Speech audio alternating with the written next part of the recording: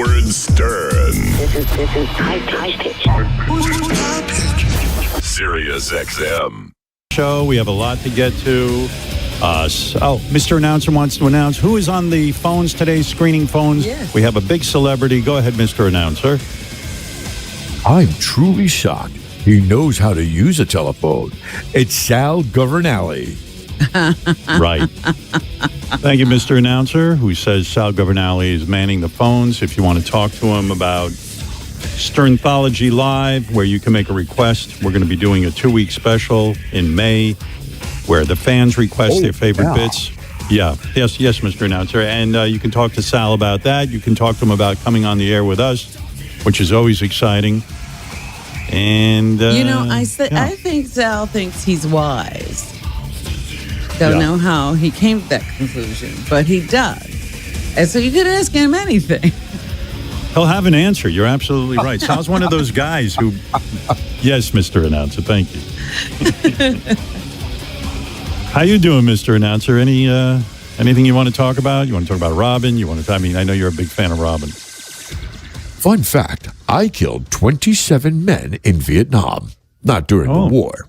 On a recent vacation. Oh, okay. Well, thank you for sharing that. My goodness, Mr. Announcer. Hope that's a joke. Yummy. Yeah. Now, we don't know much about you, but I always like your voice, and I like how you announce stuff. You want to tell people what's coming up on the show today? We have a big agenda for the show today. We'll probably get to 3 of these things. Yeah. Go ahead. We have JD at the Rage Room, where we hear how fast JD gets winded breaking stuff. And that's not all. Oh, no. The fun doesn't stop there.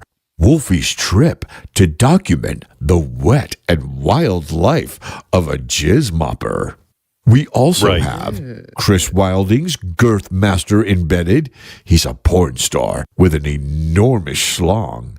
Ooh, yummy. Thank you. All right. So those are some of the things we're working on and we want to get to. Oh, here. Yeah, thanks, Mr. Announcer. I had enough of you, okay? Does Chris's installment come in several episodes? Because I think I've heard it before. You know what it is? I must have gotten Chris's report on Girth Master 2 months ago. And I never get it. I never get to it. It's good. It's a good piece of business. Chris we sent Chris because he's gay and he loves this guy's cock. And I was like, go ahead, go cover it if you want to. And he did, and he's salivating over this guy's penis. And it's a good piece, but I just haven't gotten to it. Sometimes... Oh, so it sometimes gets announced, it's me. But we never... Yeah. We never hear it. Okay. Yeah, I can't even begin to tell you how many things I have in front of me that I never get to on the show. I'll give you an example. We're in a meeting today, and we're talking about the fact that Alex Jones... after all his lawsuits and everything, I guess he lost his InfoWars radio station, whatever it is, website. Yeah. Where did that go? Well, when he got sued, I guess he lost the name InfoWars. And so, because of the whole thing where he was saying that the kids who got killed at Sandy Hook, I don't know the whole case. I don't want to review it. It was whatever. Yeah. Yeah, whatever he said. So I guess now I was reading in the paper that the Onion. We love the Onion. They're a satire magazine. They're kind of like National Lampoon was in the day. So the Onion now has bought at an auction the name InfoWars, and I think they're going to turn it into a satire website. My reading comprehension is poor, so I'm sure I have some of these facts wrong. But the bottom line is that Alex Jones was saying goodbye to InfoWars, which to me sounded kind of like weird because it's not like it stopped him from doing his show. He just can't say InfoWars anymore. He's doing it somewhere else. Okay. So anyway, He's we're in a meeting. Gone. Yeah, we're in a meeting and the guys are, by the way, this whole story is just so Steve can do his Alex Jones impression. But so we were listening to a tape of Alex Jones signing off, and he has a whole crew, and he's making I just enjoy listening to that guy rant and rave. I want to thank, and I mean this, folks, when I thank you, I want you to understand, I mean it from the very bottom of my soul, the center of my heart. I'm a fighter. I hate tyrants. I hate bullies. I've always hated them. And you keep me in the fight. It's the most beautiful thing ever. What's going on? Like 10 people just ran in my studio. Yeah, I know. Sometimes he just goes. It's like There's a big giant party going on here. Oh, they want to have a toast. All right. I know this is going to happen because they're turning the power off at midnight. Private detectives are coming in to close the doors. And all glory goes to Jesus Christ and our Heavenly Father, the leads, guys, that direct us. We are commit ourselves to God in this holy fight, and we are committed. And if God stands with us, who can stand against us? And that's how I close out. So I salute you all. What a crew. The hell we've been through has only made us stronger. Let me ask you, would you have any other way? No. Are you not stronger now in this fight? Yeah! I salute this crew and all the viewers and listeners to this fight, and I commit myself to Jesus Christ's hands. Amen. God bless the InfoWar. Woo! You are the InfoWar. It lives forever. I'm impressed with the amount of energy that dude has. I don't know how old he is. How old a guy is that guy? I don't know. I really couldn't place him. I would imagine 50 or 60. Yeah. But he's, I mean, to keep that up, I don't know if he keeps it. I don't know how long the show is. I've never heard the show except for the clips the guys play me. But even for that small amount of time, 1:07.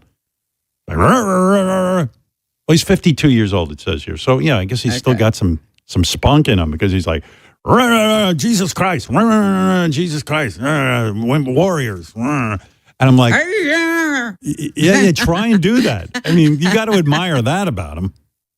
It's just insane. Quite the gift of gab.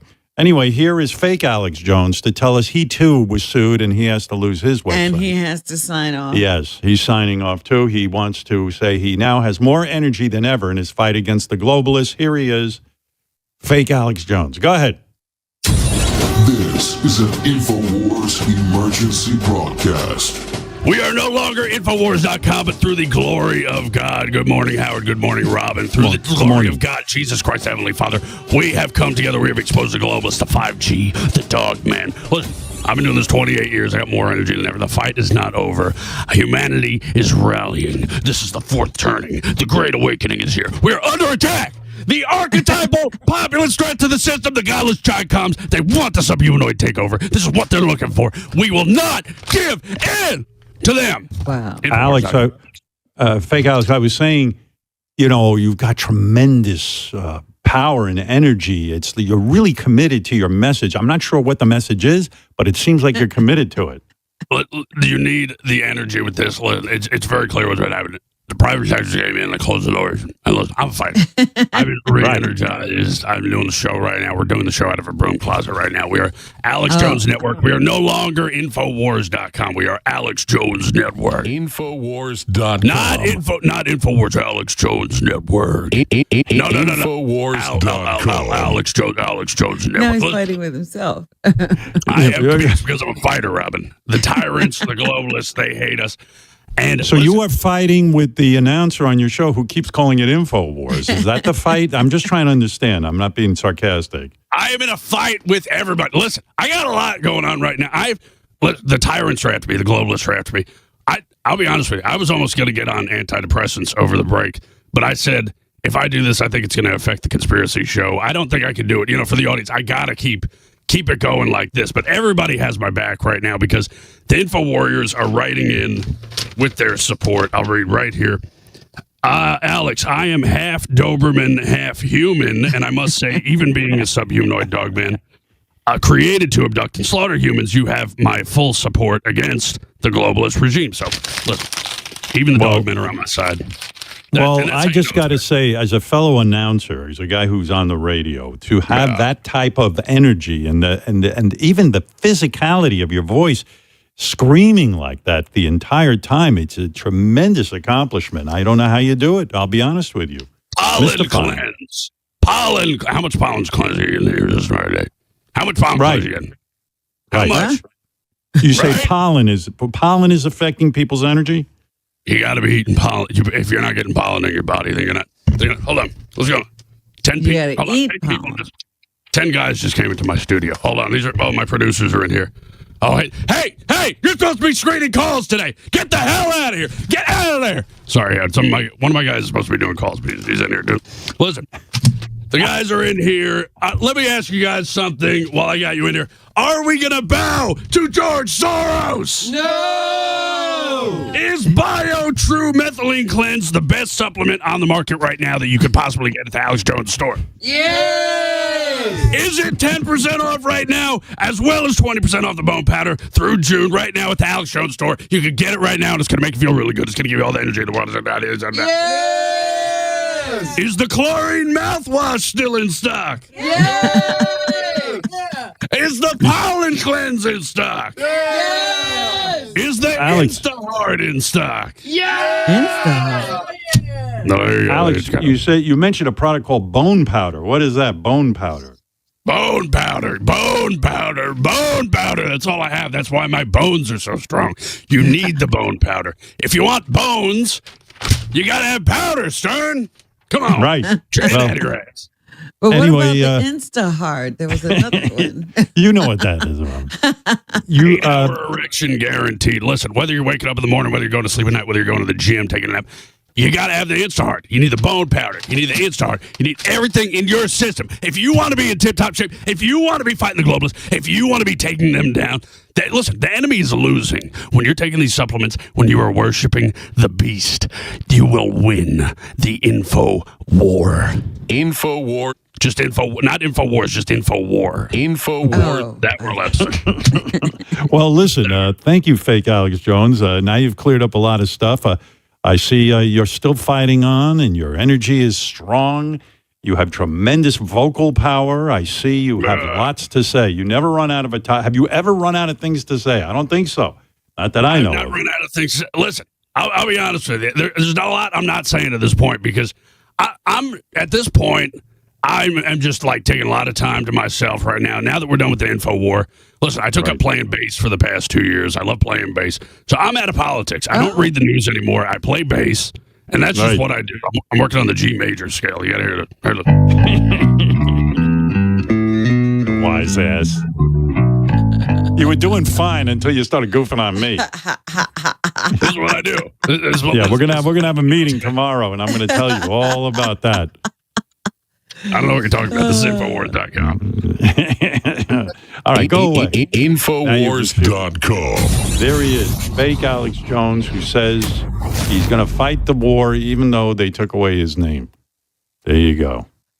When we were kids, we had people who were on the air like this, like on the weekends, who would, talk about aliens and, Martians and how they'd seen different things come out of the sky, but nobody took it seriously.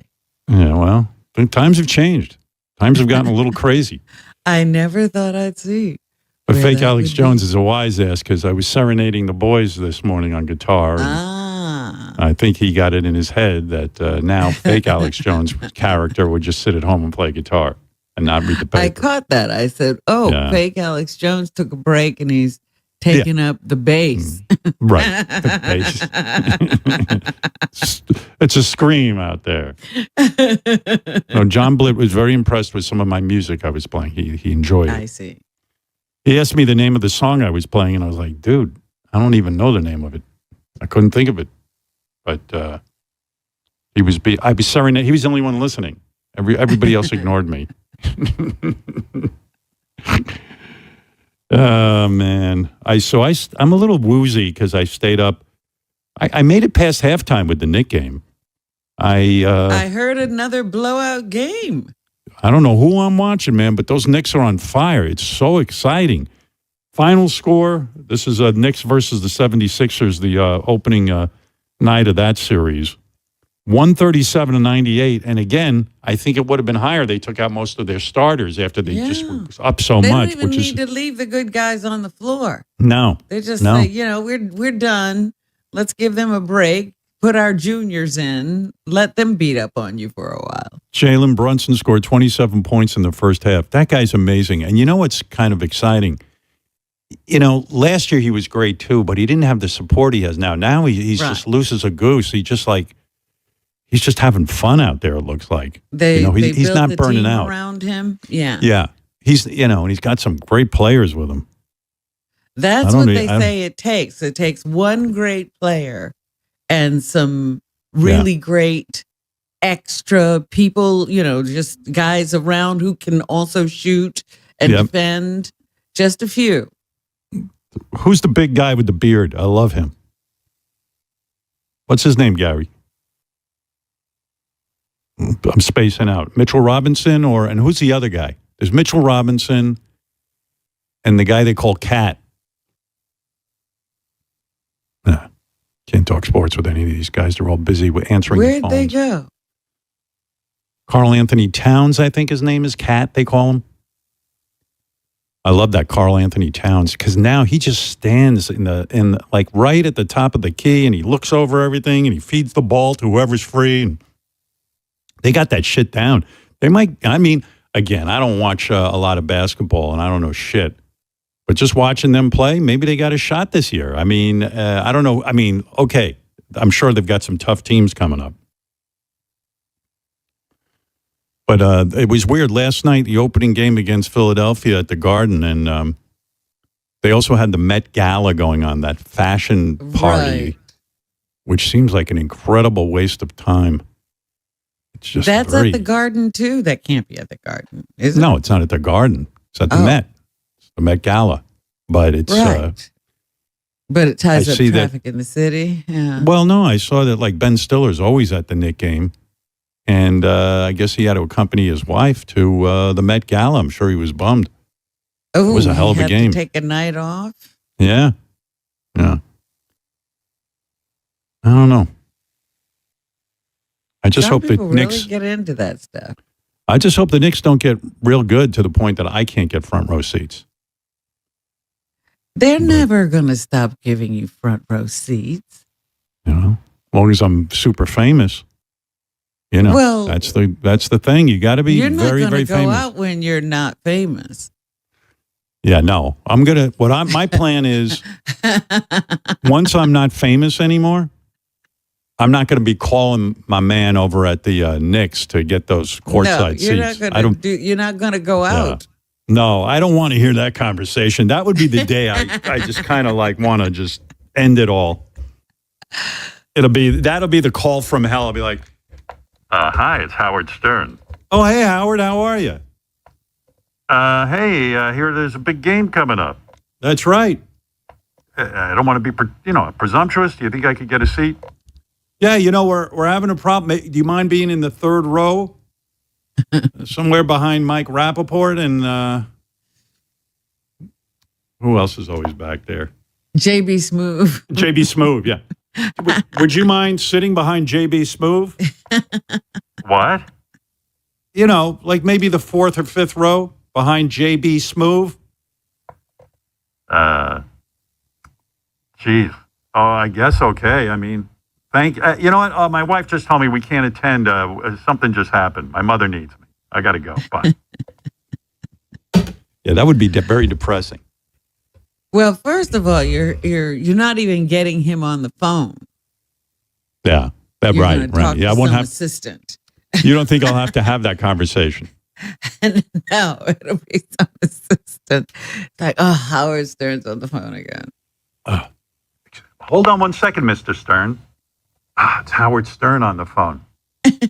By the way, guys, I can hear you whispering.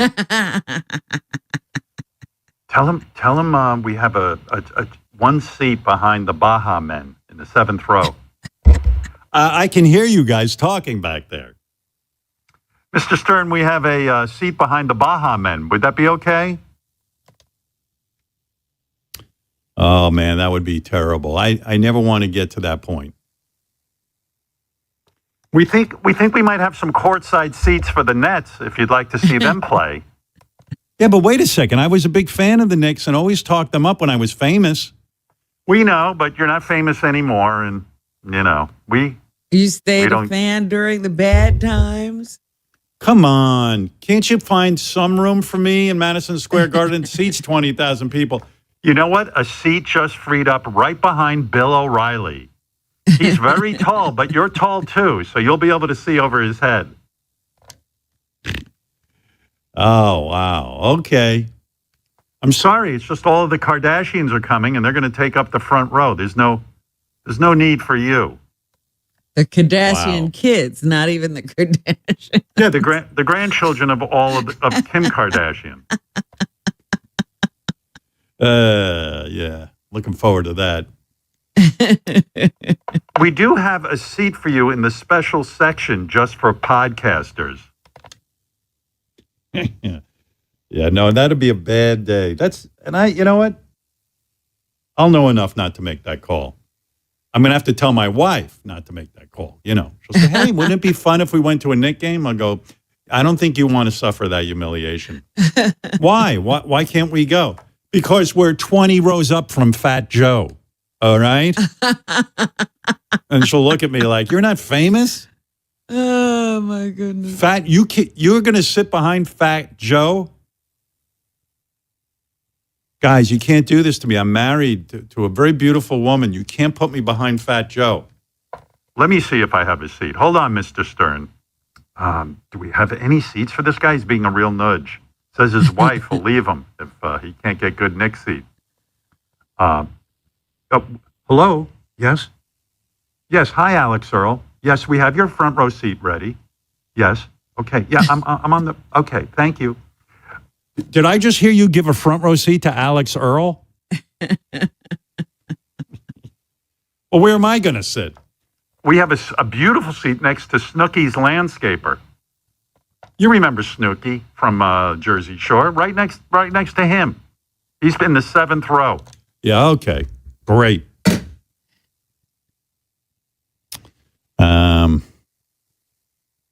Adam, you're on the air in Florida. What's up? What's up, Howard? You'd probably have to sit behind Hawk Tua, you know? Hawk Tua. Yeah, Mr. Stern, we have a beautiful seat right next to Hawk Tua. Oh, no.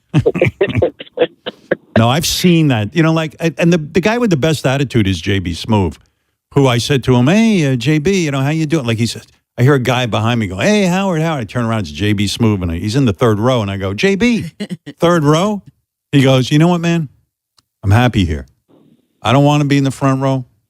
3rd row is just where I should be. He had a beautiful attitude. I couldn't have an attitude like that. Well, he figures he can never get demoted from the 3rd row. Yeah, Like, he says, you know he'll what? I can't. There, Yeah, I go to the he'll 1st row. end And yeah, like I'm good here. You know, it's just like, it's just weird. Like if you go to a Knick game, I mean, I've talked about this before, and I'm not gonna drag it out. But like I'll be sitting there, oh, Edie Falco's in front of me. Wait a second. When did this happen? What do you mean? I'm the king of all media.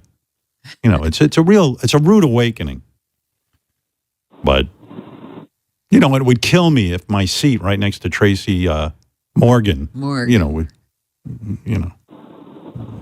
given a, Carrot Top. No offense, Carrot Top, but just, it's my seat. Oh, Mr. Stern, we just found you a seat right next to Kylie Jenner. Oh, Kylie Jenner's car, in the garage under the venue. You can listen to it on her radio. Yeah. I feel, I should get front row seats before Kylie Jenner. I could never deal with seeing, Timothy Chalamet and his buddies next to Tracy Morgan, and then, me not being a part of that. That would be and Tracy upsetting. will go on continuing to entertain them. Whoever sits next to him, he's going to be cool with. Oh, yeah. Oh, yeah. He He won't say, "Where's Howard?" Yeah. What can I do for you, Adam? What's up? Well, the reason I called was you guys have this Instagram, which is fascinating. And you guys posted a skipping video where everyone in the back office is skipping. And JD looks the best out of everybody. It was real weird. I don't know whose idea it was, but on our Instagram now, we provide a lot of content. So I guess the guys it was crazy. Everyone just had to skip on camera. Skip to my loop. Skipping. Oh. And JD heard was skipping. incredibly skipping. And JD was incredibly coordinated. And Mike Perlman, who's an Really? athlete, who lifts weights and shit, the dude can't skip. He couldn't skip. He looked ridiculous. But That is yeah. amazing because, most ordinary things you've proposed to JD not by not wanting to show him up, but he can't do them. He can't snap his fingers. He can't Yeah. light a cigarette lighter. He has quirks where, he just falls into holes and he can't do it. So he can skip. He can skip. Well, you could go look on Instagram. We have a beautiful account there. We put a lot of material on there. And what pisses me off is that, he shows that he has some athletic ability only if he would, commit to some type Apply of it, exercises. Yeah. My suspicion with Mike Perlman is he's so masculine with his weightlifting and his body and everything that he didn't want to look Yeah, he feminine didn't. skipping. You know what I mean? He didn't You take it think- serious. Yeah. He was Yeah. like, I'm going to half-ass this. Yeah. He's too masculine to skip. Chris Wilding, who was gay, said to me, I think Mike purposely botched the skip not to look feminine. That Huh. was the big discussion this Yeah. morning. And I might possibly agree with that. I often have a theory about those muscle-bound men that they've got muscles, but they can't use them. Mike, what about the theory that you were embarrassed to skip, that you would look girly? I mean, how is skipping an athletic thing? Like it's Well, I mean, it's a coordination thing. I mean, you should be able to skip. not really. I don't think so. You I don't don't? think it's like You a have no skip. need When was the last for time I skipping, skipped? no use. I'm JD, happy I big- wasn't able to skip. Yeah. Chris, I tend to think like Mike didn't want to look feminine. I think you're right. He doesn't even want to eat dessert. He thinks it looks feminine. But I heard he was pissed after the video. Like he felt ambushed by it. No, I wasn't. He was like, "What the?" That's what you told Derek. He was like, "What the fuck is this? I'm not a fucking skipper. I'm proud not to skip." What's with You this should- you skipping shit? Yeah, I know what you mean. You can look somewhat feminine skipping. But, You look very you know, feminine. Yeah. You look You like a don't have to be dandy, uptight. but I'm a dandy, so I skip and I look good. Howard, what did I owned it, baby? Howard, would have you skipped? You wouldn't have skipped. No, I don't want a video of me skipping. No fucking way. That I would would not like to look see good. that. I mean, I can skip. I've skipped in my time. Can? But you skip Sure. to your loo. I skip to my loo. Nice. And yeah, I can do it. I can do it. Mike's very It's not hung up on masculine, being though. masculine. Well, in my defense, also, it was leg day was Sunday. We did that yesterday, so Yeah, my legs see, were sore. I couldn't skip as do it well. because of leg See, day. he couldn't use his legs, I tell you. What do you squat on? Do you squat on leg day, or do you ever use the squat machine? Both. You use both. Yeah. So you're saying your legs were all Nah, well, Burnt out. I was just using that as an excuse. I He- didn't really want to skip. He looked like I don't he think I got could really shot. skip. He looked like he got shot and was limping to the hospital. I looked like that. He really in any did. case, that's a good advertisement for our Instagram. And follow us on Instagram, and you will see many great videos. And Lots of adults can't skip. They forget. They don't do it. And eventually the coordination to do it leaves. yeah, John Hine looked disturbing too. I don't know what that was. Someone said it looked like he was river dancing. He moved like a specter. It was very odd. you know who's funny to watch skipping? Gary. You could just tell like he wants to be good at stuff. So like even if But it's he has something fake dumb. knees, to be fair to him. No, I know, but he's so He wants to be good at it. yeah. You could just tell He he's likes really to nervous. please. Right. He's trying to look casual, but he's really nervous. Like That's after, the thing. sweet. afterwards, all these guys in the back afterwards were talking about skipping like it was like hitting a grand slam or something. Like it was like the best thing you can do. Like it's their Kentucky Derby. They just Right. Yeah, yeah. Everything's a Yeah, Gary's like, competition back here. Everything. Gary's like, I could skip. Hi, honey. did pretty well. My wife is here. We're going to do some book promotion. My sweetheart, how are you? You get yourself set up with your headphones and everything, and I'll. I saw your wife on TV last night. You saw her on TV. You were on Yeah. TV last night. What did you do? No, she doesn't know she was on TV. Oh, what'd you see her on? I think I was on TV. She was No, you were. I just happened to be tooling around the dial, and you were on Beat Bobby Flay. Did you hear Robin? No. Oh, she said you were on Beat Bobby Flay. Oh, yeah. That was, I want to say 5 years ago. Yeah, they What is replay Beat- them all the time, and I'd Do never I look seen the it same? before. Do I look, how do I look? Was that Yeah. Beat Bobby Flay? Beat Bobby What'd Flay you- with Katie Lee. And it's his show, and I don't remember really, but it was a competition, and we were the judges, maybe? Yes. Yeah. Yeah.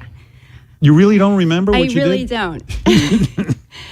I don't Bobby even Flay's know. a chef. Oh no, he's amazing. He's Yeah. got a great. It's a super big show, and we're friends. And he invited Katie, the two of us, on together To be a judge? And to what be did- judges. And people cook, and they have to try to beat Bobby. Oh. And it's like a taste test.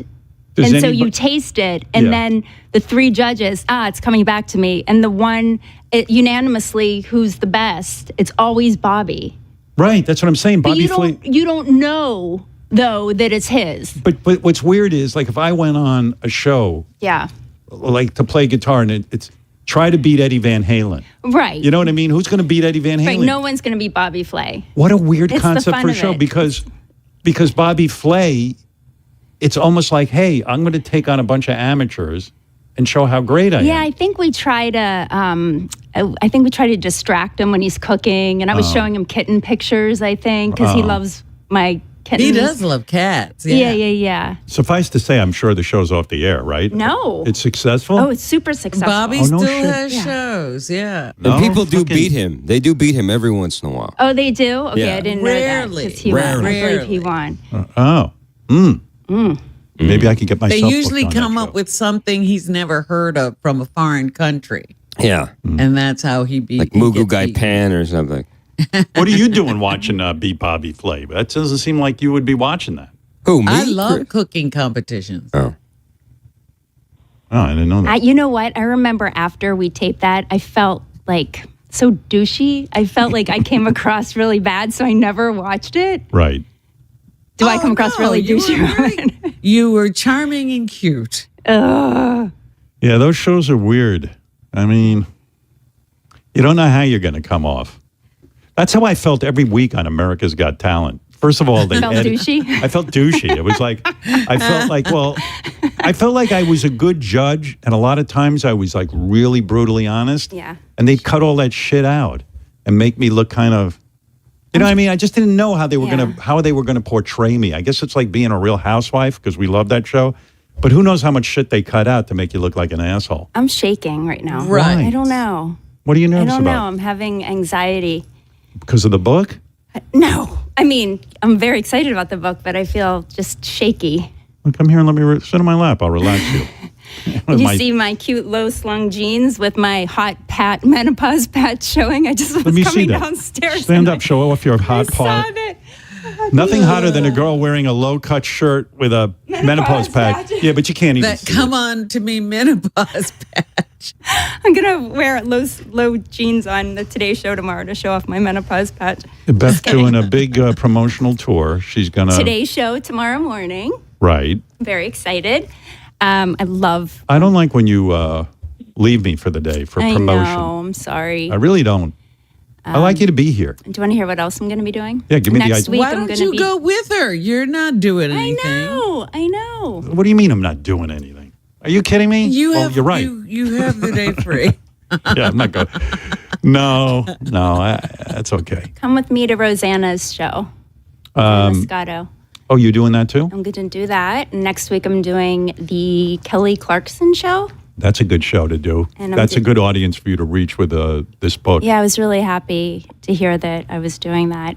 And then, the Andy Cohen radio show. Oh, is that it's happening? Sirius. I'm going to come up to Sirius. Radio Oh, I didn't know that. Andy. Yeah, it's confirmed. Yes. Oh, you got a booking on the. I got a booking on radio. Maybe he'll Andy. put you in the that glass booth where everybody can walk by. I and don't see want you. that. You don't want that? No. But I hear that the show to get if you are promoting a book is the Howard Stern show. So Hey. this is the first interview, and I'm Well, very first of excited. all, let me just here. I'll sell some books here or Where's the attempt camera?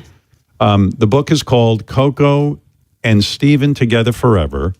And Beth just got a really great review. I'm going to tell my audience that. Let me give you a little plug so you don't have to do it. Oh, thank you, sweets. All right. The first review is this is from the woman at the book company. At Penguin Random House. Yeah. The book was reviewed by Kirkus, and you're like, well, who's Kirkus? Kirkus is I guess they're the ones that tell schools. They review books, and schools look at it, and librarians for kids. Bookstores. Yeah. And they said, it's a long thing here, but it says, sweet prose and softened digital illustrations make this duo an irresistible springboard for discussions about responsible pet ownership and fostering. Stern provides photos of the real Coco and Steven in the back, and along with some tips for families looking for a pet. All proceeds from the sale of the book will be donated to North Shore Animal League America. Stern is a spokesperson for the organization. Yeah, it's a good book. It was a really beautiful review. I was really happy. And it just, the point of the whole thing is just to start the discussion with children about rescue and taking care of your pets. And if you see a hurt animal, don't just walk by. Do something. Tell your mom. Help save them. So it's just, that's Steven and Coco Melon, two little, discarded or abused animals that were dumped. Yeah, when Beth took in Coco Melon, I was shocked. Coco Melon was so, I don't know what the fuck happened. How did she get so damaged? She was either trampled or dropped. So somebody brought her to a place to get euthanized, and of course we find out about it because she can't pee on her own. So nobody's willing to do it, and Beth's the only one who can. Well, she has a spinal cord injury, so she can't urinate on her own. So I have to press her bladder 3 times a day for 3 years now. It's put a bit of crimp in my social life. We have to stay home just to express. What do you get? Oh, we got someone who can express her bladder while you're away. I'm considering bringing her with me. Oh, but I'm going to check to see if the one vet tech, the only person that I've ever met that can also do her express her bladder, is available. Anyway, so it's the story of this cat and a rabbit who make an unlikely friendship, because we didn't even know if cats and rabbits were friendly to one another. Because you think, well, a lot of times different species aren't. No, I know. It's very interesting when a cross-species relationship happens. Oh my God, these guys love each other. I go down there; it's like a love fest. They sleep together, they groom together, they play together, they hide together. It's the cutest thing ever. And here's the weird thing about this Coco Melon and Steven. This is something that would be fascinating. Maybe you got to talk about this because it's nuts. So the cat has a spinal cord injury, but the rabbit goes over and licks her right on the spot where her injury is, insists on licking it. To the point she licks off the fur. She has a bald spot on that spot where she has the actual injury because he licks it every single day. I have to pry him off of her, but he's so intuitive. And that's the most incredible things about animals. They know what we don't. They can feel things that we don't. It's really remarkable. My cats know, like my Bella, who just passed away, blind. She knew where I was anywhere in the house. She knew if I was sad. She knew if... She just knew everything about me. We shared breaths, I felt. Well, in any case, this book is beautiful. And like Bella, our cat who just died, which is it's heartbreaking for us. I told you, we got her from a junkyard where some kids had come by and stabbed her in the eyes with forks. And we took her in. She was blind. She had a tremendous amount of problems. We put her on tons of medication. And you know what? She ended up living pretty long. Yeah. Yeah, but it was really sad. But the point is, the book is beautiful. It's gotten great review. And I like bringing attention also to rabbits. I call Steven and Harry my Easter dumps, where parents see these little cute bunnies around Easter time and they buy a bunny for their kid.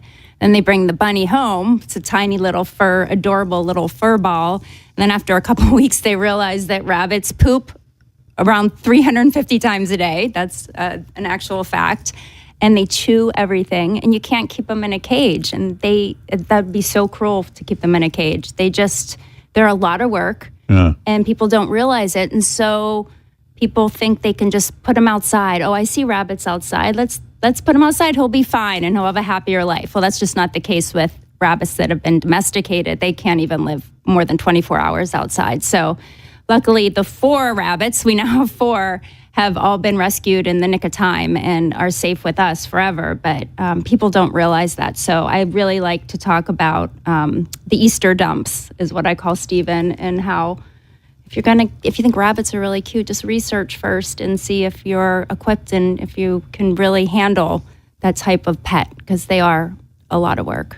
Anyway, my wife has devoted her life to Am I animals. boring? No. In fact, No. she has devoted her life to animal rescue, and the book will just raise money for animal rescue. So think of it. It's a donation. All of my proceeds. I just wrote the check for my advance to North Shore Animal League America. So every cent is saving more lives. So I look at it as if you purchase a book, you're just helping my mission to save lives, and it's just It's a beautiful Coco thing. and Stephen. Really is. And Yeah, until Beth brought light to, that you could have a rabbit as a pet. I didn't know so many people had rabbits. oh yeah, but then they abandon them. It's really Yeah. fucking weird. In fact, when we first met, Beth and I were taking a walk In Manhattan. In Manhattan. Yeah. And we're in this park. It wasn't Central Park, it was a different park. And we see this rabbit just sitting there like freaking out because people think the rabbit's supposed to be outside. These are domesticated rabbits. And remember, He was petrified. He was petrified. Yeah. And we rescued him. We asked a woman who was walking around, do you know where there's a cardboard box or something? I remember carrying this rabbit Yeah, to that to pet that store. yeah, who helped us with him. His name was Lucky. We did find him a home. But this is what our day is. It's Beth's day. Trying to find homes for these animals so they can live a good life. And it's the most beautiful mission. It's really fucking inspirational. And it's working. We've gotten homes for over 3,000 animals. And we even were able to build a cage-free environment over at North Shore Animal League with a lot of our friends like Billy Joel helping and Rachel Ray and a whole bunch of people. And I have a whole foster setup separate from our main house. It's separate, so we don't have 1,000 cats running all around. No. Good news of the day is yesterday it was brought to my attention that somebody who lives close to us found a litter of newborn kittens in their window well. And there was a mama cat. They saw the mama cat, but she was obviously feral. So my friend set up a trap, and we were hoping to get the mother in the trap and then grab the babies and bring them all back to my house. I have a room set up for them. And we caught the mama, and they're now in our house as of 10 minutes ago. So I just met the mama and the 5 little babies. So What are you going to wear on the exciting. Today Show? You should wear that outfit. honey, I will not be wearing this. This Why? was for you. Why do you think you wouldn't wear that on the Today Because Show? I'm going to be wearing a conservative, cute dress on the Today Show. I'll tell you, people buy a lot of books. This they is see for in you, that. sweetheart. I tell you, that's a good outfit. I love it. What do you call that? It's like, what is that? A vest with no shirt underneath? It's called a yellow linen vest. Yeah, with jeans, but the jeans almost And look, don't. cute shoes for you. And the jeans are low slung, so you show belly button and everything. Well, that's for you. I love it. I love it. That's there it is. Anyway, so the book Thank is you. called. It's available today. It's today is the release day, so I've been so excited that I'm. So it's Do you in want it- bookstores and bookstores, on Amazon online, and- Barnes and Noble, Amazon, wherever books are sold. Yeah, get the book. First of all, it's a beautiful, and the audio book. I am the voice of. I thanks didn't for mention remembering. that. Yeah, I'm the voice of Stephen the rabbit, Yep. and I do a voice like this, very like this. I'm hoping this will lead to some cartoon work for me. People are saying that you sound like Woody Allen in the. Do I really? I don't what think that's people are like. Oh, what- see, now I'm like, Woody Allen's going to get your cartoon work. I'm a little, you know what they'll say? Yeah, well, hey, why don't we hire Woody Allen to do this? Really? They say it sounds Yeah. like, shit, I wasn't going for that. Well, thank you for doing that. I know that that's not you did that for Well, me. you're my wife. How am I not going to do that? But you could have said no. I actually did call my agent and say, do you think I should do this? Could you get me out of this? I don't know if I should do a children's book. He goes, it's your wife. I go, I know. I'm just making sure. I'm No, just that making was- sure. That was really Yeah. sweet because I know you don't do that. Yeah, well, you know what it is? People ask. Yeah, but I from did you, enjoy. And I asked. I did enjoy doing it. I It did was enjoy it. fun. Yeah, it gives me a chance to act a little bit. Sadly, though, they took video of you recording it, and you didn't approve any of the videos for That's not me true. to put out on Instagram. What? All right, can I post that? What? I don't know. You better check with me after You the go, show. I don't like how I look. It's a bad angle. Yeah, it's a bad angle. It's enough. You know what? People buy the book because it's great for kids. I'm good. Who was telling me? Will said his kid brought the book to school. He has a little kid, and they brought the book to school, and the teacher's reading it to them. And I love that. Yeah. Oh, that's another thing I'm really looking forward to. Just like all of my Yoda books, I have been able to go to schools and second grade classes and kindergarten classes and read the book and discuss. Watch what you say. You're going to get a lot of. And discuss and talk about what I do and rescue. And I can't wait to do that with this book.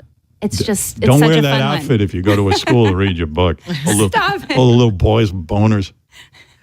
Little 5-year-olds and 6-year-olds. Yeah. Oh my God. Stop it. When I was in, there was a teacher that I had, she was like a assistant teacher, Mrs. Weinstock or something. I still remember her name. I was like in first grade or something. I was a little kid. I didn't even know what a boner was. Until you looked down? She would sit on the edge of a desk and read to us, and she'd cross her legs. She would wearing like a skirt. I remember I had a fucking boner in class. I was like, oh I guess I'm heterosexual. Hey. I mean, I always go crazy. You show up to read to second graders. Second graders do not have that. Dress down. Second only graders you. do. I Only did. you, little Howard. In kindergarten. Little horny Howard. In kindergarten, I don't know if I got a boner, but I know I was attracted to a girl in kindergarten. Yeah, but I'm a 53-year-old Yeah. lady. Yeah, I don't know. You'd be surprised. I ain't Mrs. Weinstock. What's her name? I think her name was Mrs. Weinstock. I wonder where she is now. Probably in an old age home.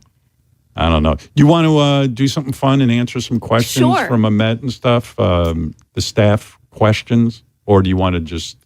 I mean, let's do one. One, and then we'll call it a day because I got to go back to my kitten rounds. Yes. What and kitten rounds go on all day. What, Ahmet, you want to do this?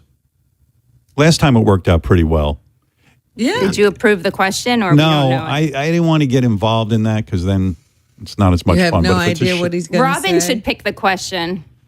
Robin, I don't Robin, know what he's going to say. she doesn't know what she can tell him to Look, fuck Robin and off. I are both wearing spring colors today. Yeah, Robin knows what to wear. She got no problem with Color fashion. looks great on her. Yeah, Well, thank doesn't Robin look good? She looks great. I That's was going to because- text her later and tell her, but I'll tell her now. That's because I advise Robin on Her what to wear. wardrobe? Yeah. Okay. Yeah, people don't know that. Meanwhile, you should. What? I know. You're not going my to belly approve looks this. bad. Yeah. The way that you're slumping and hunched over. Oh, you got to stop that. You got We to go on a listen to walk, me. and Beth says, "Stop hunching over." I go, "Honey, He I hun- have been hunching over since I hit puberty. No. I'm too tall for the But world." now that you're- when you met me, I hunched over. Okay, but now that you're in your mature years, You mean I'm elderly? Yeah. I know I don't want your bones to morph into that hunchness. They already have. Hunchness. Listen, you know what? I got to tell you something. It's not a word. I just feel like don't- I'm not attractive when you tell me that I'm hunched over. Yes, but if that's gonna in your head, you're gonna straighten up. I'm helping you. I'm saving you. Are you still attracted to me? Because before you answer, I feel I'm so unattractive at this point. Like my hair isn't looking right. Your hair's not looking right today. I know what's going on with I my don't know. hair. It's weird. What did you do with I it? put in different product because yesterday everyone told me my hair was not looking It's good. not good today. What is happening? I don't My know. hair used to be my best You're feature. overthinking. Just go back to what you did. Just with that jelly stuff, and you know how you just. Yeah, but I put in a different gel because. It's not working. Oh my God! What am I going to do? But that's not to say that you don't look amazing. Every person on You're fucking so television handsome. has. I'm not handsome. But I know that that. hair is not working today. No, And that shirt. I don't know. Oh, I look need horrible. I need to help you. I look horrible. I'm thinking you're not Stand attracted up to me. straight. There we I go. feel like you're not. Oh my God! It's so Remember that awful. bra that I bought you? That Yeah. brace bra? Beth bought me a bra that, like, talk about embarrassing. She says you have to stand up straight. She found this thing on the internet. You wear it. It looks like a fucking bra. And you put it on, and it forces your posture forward. I put this thing on. I thought I was going to die. You didn't let it. You didn't even try it for more than 20 seconds, and you threw it I'm in the wearing garbage. a bra. I'm Howard Stern, It's not a bra. king of it's all a, media, for Christ's It's a sake. harness. Walking It was around like a harness, not a bra. Oh, it was a bra. Come on. Well, you know what? No, I'm not wearing a bra. Stand up straight then. I hate when you say that because To answer your question, Yeah. yes, I am attracted to you, very much so. After all these years, I really seems am. like when we make love, you're orgasming genuinely. Like Oh you're not my faking God. it. You know what I mean? So I know you're still into Oh me. my God. But if you Meanwhile, start, 2 weeks going on this stupid period of mine.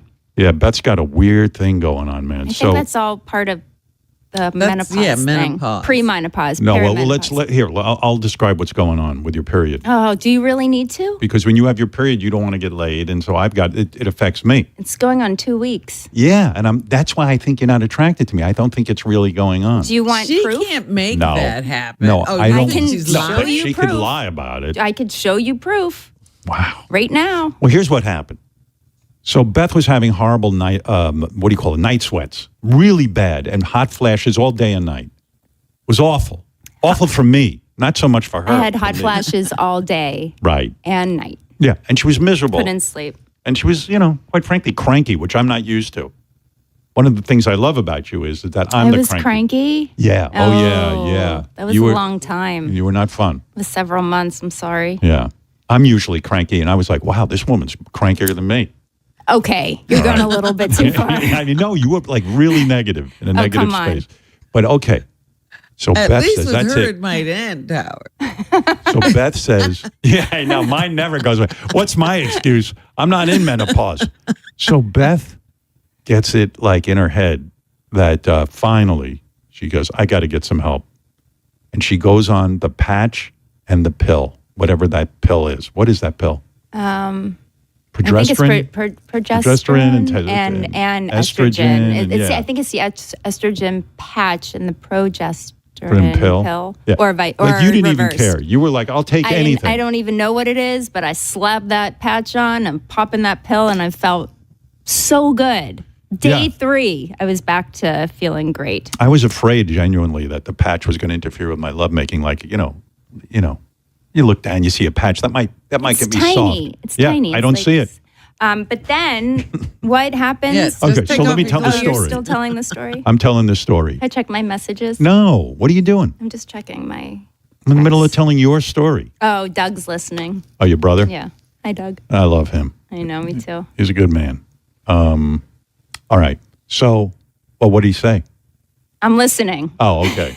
Well, now it made me nervous when your family listens. I'm talking about banging you. Dave's probably listening too. Yeah. I wonder if they hate it when I talk about having sex with you. I think at this point, they're used to it. Yeah.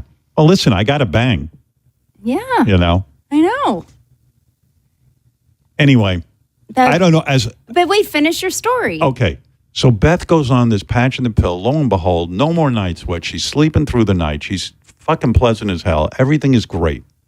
Then, of course, we hear from friends that there's a shortage on the patch and the pill.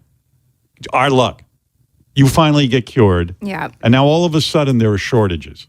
However, my period has not been like this since I started this. So I feel like there's something still not Well, we know. aligning correctly. Yeah. So here's what happens. Beth all of a sudden gets her period. And I mean a period like Like I'm 13 years old, period. like she's 13 years old and it's almost like the Red Sea. You know what I mean? You could put a ship through it. I actually was at lunch with my girlfriend. Oh, tell this story. Holy shit. And I remember in school, I would say to my best friend, Kelly, do me a check. And do me a check meant if I stand up, turn around, and walk a couple feet, she's going to check to see if I bled through my outfit. And so my mother would have to bring me change of clothes multiple times. That's how heavy my periods were. So I'm 53 years old. I'm at lunch with my girlfriend, Kelly, and I stand, my other Kelly, and I This stand happened up. last week. I Yeah. said, will you do a check? And she was, what do you mean? I go, will you check my white skirt? And I'm kind of chuckling to myself because I'm like, there's no way. I stood up and she goes, sit down. And there was a huge red stain. So I had to use her cardigan, tie it around my waist.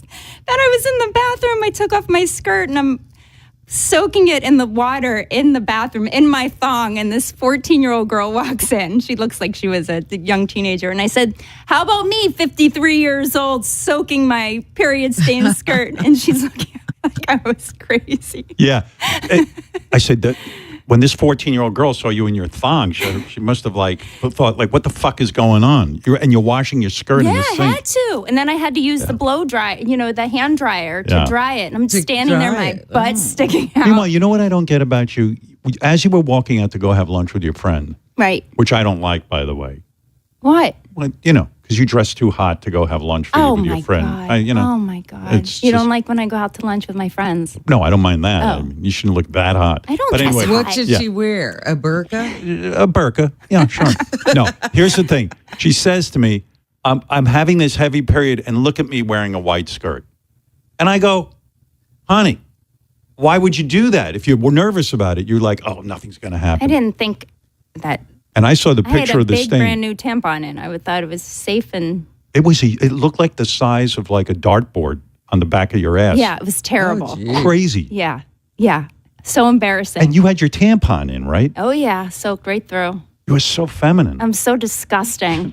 It's disgusting. Listen, what are you going to do? So here's the thing. What happened is when she went on the patch and the pill to fight off these night sweats, she got so much estrogen and progesterone. Or whatever I don't the fuck. even know if that's just our. Well, the doctor's thoughts. making an assumption that. Yeah, but I just had my hormones checked. This is so boring. Yeah, it is. And everything. You having your period at lunch? And I don't know. everything is normal. Everything is normal. So, who knows? Yeah. All right, let's go Anyway, with the question. Beth has a lot of friends who now take her to Oh, lunch. so if anybody has the patch and they want to, and they don't use them anymore, send them to Send our them over here. station. Oh, you'll take any extra patches? I'll take used ones at this point. Anyway, getting back to it, getting back to me and how I look like shit. So Beth is constantly correcting my posture. And I know I have horrible posture. I'm 6'5", and I'm not real happy about it. And I admit, your brothers are 6'7", and And those. they stand so tall and proud. Yeah, but they're athletes. You know what I mean? I don't know what I am, but I'm hunched over a hot microphone all day. I mean, what am I doing? I don't know. You know what? I can't stand up straight. It's exhausting. Oh, come on. It just requires so much energy. Can you just be attracted to me as a hunchback? No. Please. No. It's not going to, by the way, That's when I'm least attracted to you. Can I tell when you hunched something? over. So there. here's the reality. Yeah. No matter how many times you tell me not to hunch over, within 3 seconds, I'm going to be hunched over again. And here's the At here's least the maybe problem. it'll be in your mind. But here's the problem. And My here, nagging. No, it's not nagging. It's just that I start to feel I'm super unattractive, which I am, No, but I don't want to stop feel it. it. And then my hair's looking shitty. Everything's just Honey, going I to love hell. you so much. If you really get turned off at some point, I prefer you just tell me and just Okay, and go. fair. Okay, That is- because And go. That's the deal. Oh my Yeah. goodness, you're not. well, gonna do because I don't anything. want her to be with some hunchback. That's a deal. I will never stop being attracted to you. In my mind, I'm very attractive, and then I look at myself in pictures and I go, "Whoa, what the fuck happened?" I mean, wait, that's not me. Meanwhile, you have body dysmorphia. Isn't that what it's called? Yeah, why? Because Yes. you see a picture of yourself and I think it's so great and you're like, oh, that's terrible. It's horrible. You do not see yourself the way Robin and I see you. Robin is in love with me, and she's delusional. Robin and I know how handsome you are. I'm I mean, delusional as a result. Robin, tell him to That's stand ridiculous. up straight. Tell him to Well, stand you up know straight. what? No, I'm Robin- sitting here Robin doesn't thinking. care. I ran across this thing on YouTube last night, and it was about how to fix your posture in seconds, and it has nothing to do with something you wear. It's I've just seen a that. technique. I've seen that. It's I this don't thing know where if you you've go seen like it. this. You go like this I with your don't know. hands. Yeah, I'm I working on didn't it. get to watch it, but I thought of you, and I said I'm going to send this to Howard. Send it. We should hypnotize you. You know how you can quit I don't wa- smoking oh, that way? Maybe I would stand up ne- straight, hypnotist. I would I'll never get O's in here. yeah, I stand would up straight. never ever be hypnotized ever. Oh my God! I'm not going to let some fucker Ay, mess ay, with my ay. brain. Are you Get a crazy? nerve. You know, I'm at never. you. To And you straighten out your posture. no, because you know he's going to plant something in there, take over my brain. I don't know, man. And you know what's sad?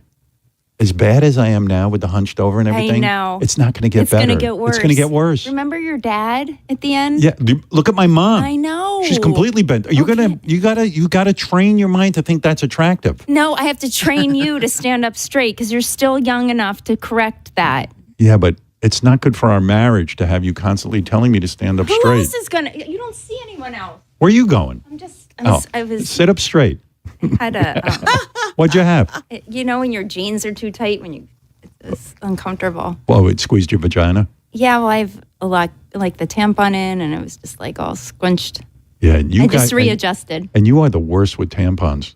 I know. I forget about them. Sometimes Beth will forget she has a tampon and then she'll Yeah. stick in another one and then you get all clogged up in there. Yeah, and then I have to go. Oh, don't ask.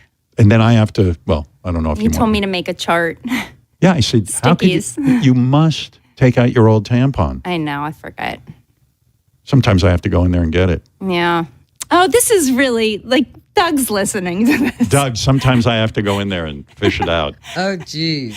I love that we're promoting my book, and I have the publisher really. listening. What happened? Samantha just said she pre-ordered your book. And, Oh, thank you. For all the kids in all her sons, or I think she has a son, in this, for the whole classroom. I love that. I'll come read it, maybe, Samantha, when I'm in the, I don't know where you live, in the city, right? I don't know where she lives. She has 3 boys or something. That's so nice. Just think of all the lives you're helping me save. That's the beauty of it. And I think it's great to start teaching children early because I think that a lot of times they think about getting the pet and they don't really start the education until after. Yeah, I agree. Hey, Amy, you're on the air in Florida. Oh my goodness, this is my day. Thank you so much, Howard and Beth. So, my question is poop containment. With 4 bunnies, and if they poop up to 350 times a day, that's like do the math. 1,000 pieces of poop. Yeah, we're losing your signal, but I think what she's saying is, How do I deal with that? how do you deal with rabbit poop if rabbits poop 350 times a day? I know the answer to All this, right. but I'll let you. 3 of my rabbits are litter box trained. Right. So they go inside the litter box. One rabbit, Sunny Bunny, does not give a fuck where she poops. So I have a pooper scooper and a broom that whenever I walk by, and she's actually in one part of the room gated because she doesn't have free roam at the house like the other 3 do. Yeah. So it's contained poop, and their poops are very hard and very tiny and so easy to sweep with a broom. Yeah, we suspect that people get these rabbits around Easter. They have no idea about the poop, and it freaks them out. The truth is, the poops, though, aren't like messy. They're like little round. They almost look like they're not leaving pellets. wet blobs. They're little pellets. They yeah. look like little pellets. But, you know, it's a big shock to the system, and I know some people just can't deal with it, and then they abandon the rabbits, and then they end up in my house. Yeah, and no, we're- it's a pain in the butt to clean them because she walks and poops. It's just like a Pez machine. She's like those little Pez candies. Well, here's the good thing. If you get your rabbits neutered or spayed, they actually use the litter box more, right? That's not exactly it, but yeah, they've been known to be better with a litter box after that because they're not spreading their scents. I feel like they pee outside of the box when they're not neutered or spayed more so than Right. when they're, because they want, all of my rabbits pee in the litter box, thank God. So I don't know exactly the reason, but yes. Yeah, there it is. All right. That was, I had don't a know what friend goes on. whose rabbit went to the toilet. There's a kit that you can get. Yeah, that you can some cats sort do of that toilet too. Train them. Yeah. I mean, think about how smart that is for a rabbit to learn that. That's incredible. By the way, I want to thank you for not only what you do for animals, but for buying that pink wristband. Oh, yeah. I used to go in and walk every day with Beth, and I'd get all cut up from her jewelry on her wrist. So she puts a wristband over her jewelry so it won't cut me. I was getting chopped up like she was a Just karate chopped ninja. up. There was You're so not even a tiny scratch on you after I did that. You were so dramatic. Yeah. And he goes, go ahead of me. Go ahead. I go, why? Just no, nothing. I'm all cut up from your bracelet. And I didn't even know I even grazed your wrist. And I looked at your wrist and there was nothing there. What are we going to do about my hair? Why is What my am I hair? do about you? Why is my hair looking so bad? I don't know. We have When to was do the last something. time you got a I haircut? just got a haircut.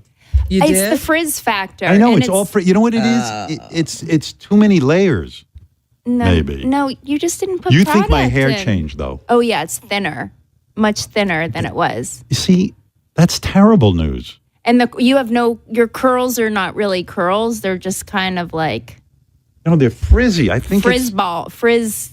I don't know what's going on. Describe it, but it's changed. But it's still look, you have a full head of hair. Yeah, but if it looks like shit, No, it's just the product problem. I'm done with this world. With what? With Done the with world. what? I mean, I can't deal. I can't hair? get. I don't want to get uglier. I've lived my whole life being ugly. Oh, my You've lived your whole life being beautiful. You don't have any That's clue not what this true. is like. I've never. When were felt you that ever way. ugly? I've never felt. Let's not get into that. Let's go to my question. Oh, Mehmet has prepared. Yeah, I've been listening to this, and you actually bring up a lot of topics I would love to Just ask more questions, about. Mehmet. Yes, Nobody cares. okay, all right. Yeah. So one of the things you talked about was, Howard's crankiness. And just from working with Howard, I've noticed sometimes, no offense, Howard, but sometimes he comes downstairs and he is very cranky. So That's such bullshit. People will. When am I ever cranky in our meetings? Never. You come down and move it on. Come on. He's full of shit. He No. doesn't know what he's talking about. I love you, Howard. Okay, but- yeah, go ahead. So Go what ahead. I'm asking is, Beth, do you ever do you see that crankiness in the morning with him, and how do you Do deal I with see it? it in the morning? Yeah. Do I see it in the daytime? Do I see it at night? Do I see it 24 hours a day? Yes. Is it worse it at a certain crank? time of day? What is it? Am I a miserable person? Yeah. Yeah. I'm a miserable person. However, there are moments of joy throughout that, sprinkled in Yeah. the misery. I can sometimes get you to smile, laugh. Yeah. When we're talking, I'm pleasant. Huh? But the time that I hate the most? No. When we are walking from the door outside the gate. Yeah. You are miserable. And then once we start getting the because- fresh air and the sun comes pouring on our skin, then things start to change. You know what that is? I just don't like leaving the house. Yeah, I know. Yeah, I have. Well, guess what? You're going to be leaving the house a lot this summer. Yeah, I know. I have That's- plans for us. I know. Oh God, I'm freaking out about that. I mean, I agreed to make. I've made travel plans this summer with Beth. Oh. Because I know I'm in a marriage and I know that's what you want. But I wish you were more like me, where you just don't want to see anyone. Honey, our No. I'm so days are satisfied. very isolated. We Yeah. very rarely leave the house. Right. This is really good for you. Can I tell you when I'm happiest? I know, but I'm considering your happiness, of course. Always put your happiness first. But I'm happiest when it's just us and we have no plans. Which is 99.9% of Yeah. our lives. That little percentage that Yeah. isn't that. But you're still walking around in misery during your happiest times. Why am I then. so miserable? You're miserable. I know. I You don't are get just it. like- You're What do you asking think? her why you're so miserable. Yeah, I don't know why. I got a psychiatrist. He can't tell me either. He walks in a room and it's just he's just Because I see what's miserable. wrong with the world. I see all the fuck ups, you know? But I'm curious, from Beth's perspective, when Howard is like that, how do you deal with it? Do you just leave the room? Do you try No. to? No, she Then just I'll she never goes be on with her him she with goes it. no, she goes on her what was I'd your never be with you if I left. I love you. I carry on. Yeah. I go about my day. I You're on go- the computer. You pretend he's not in a mood, is what you're saying. No, I respect it and I give him his time, his moment to Am complain. I difficult to love? No. No.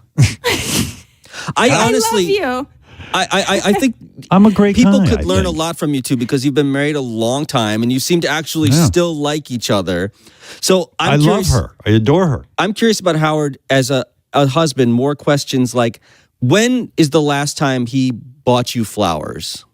Oh, All the time. Yeah. for well, Just recently. what's been the most? You buy every holiday. I get flowers every holiday. I buy her all Valentine's kinds of- Day, yeah. And he's great with holiday gifts. My birthday, you're great with gifts. Yeah. So No, he's not really like he's not sweet. like most guys and only buys flowers when he fucks up. No, No, I never buy flowers. No. I've never gotten flowers from Like a an fuck up apology? because we don't don't fight. So no, God, we sound disgustingly.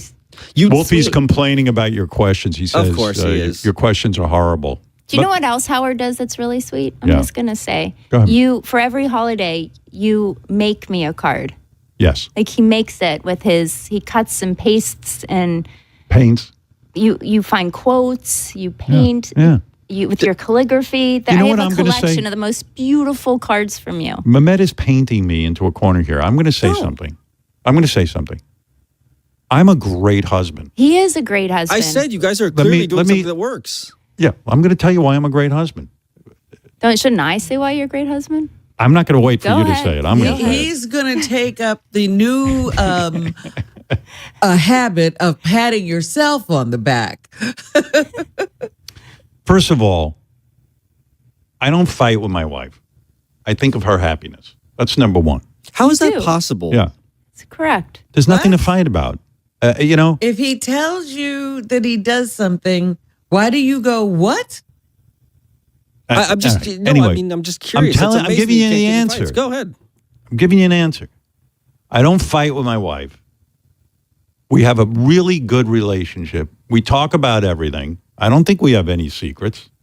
I can't think of one that I have from Yeah. you. I mean, I really mean that. And I'm a nice guy. Howard's the nicest guy in the Yeah, world. and I don't cheat. And then when we go out with friends on those rare occasions, who's the life of the fucking party? Howard. Yeah, I put it on. I mean, I Yeah. get it done. Yeah. And you even come home and go, "Oh my God, you are so much fun." Yeah.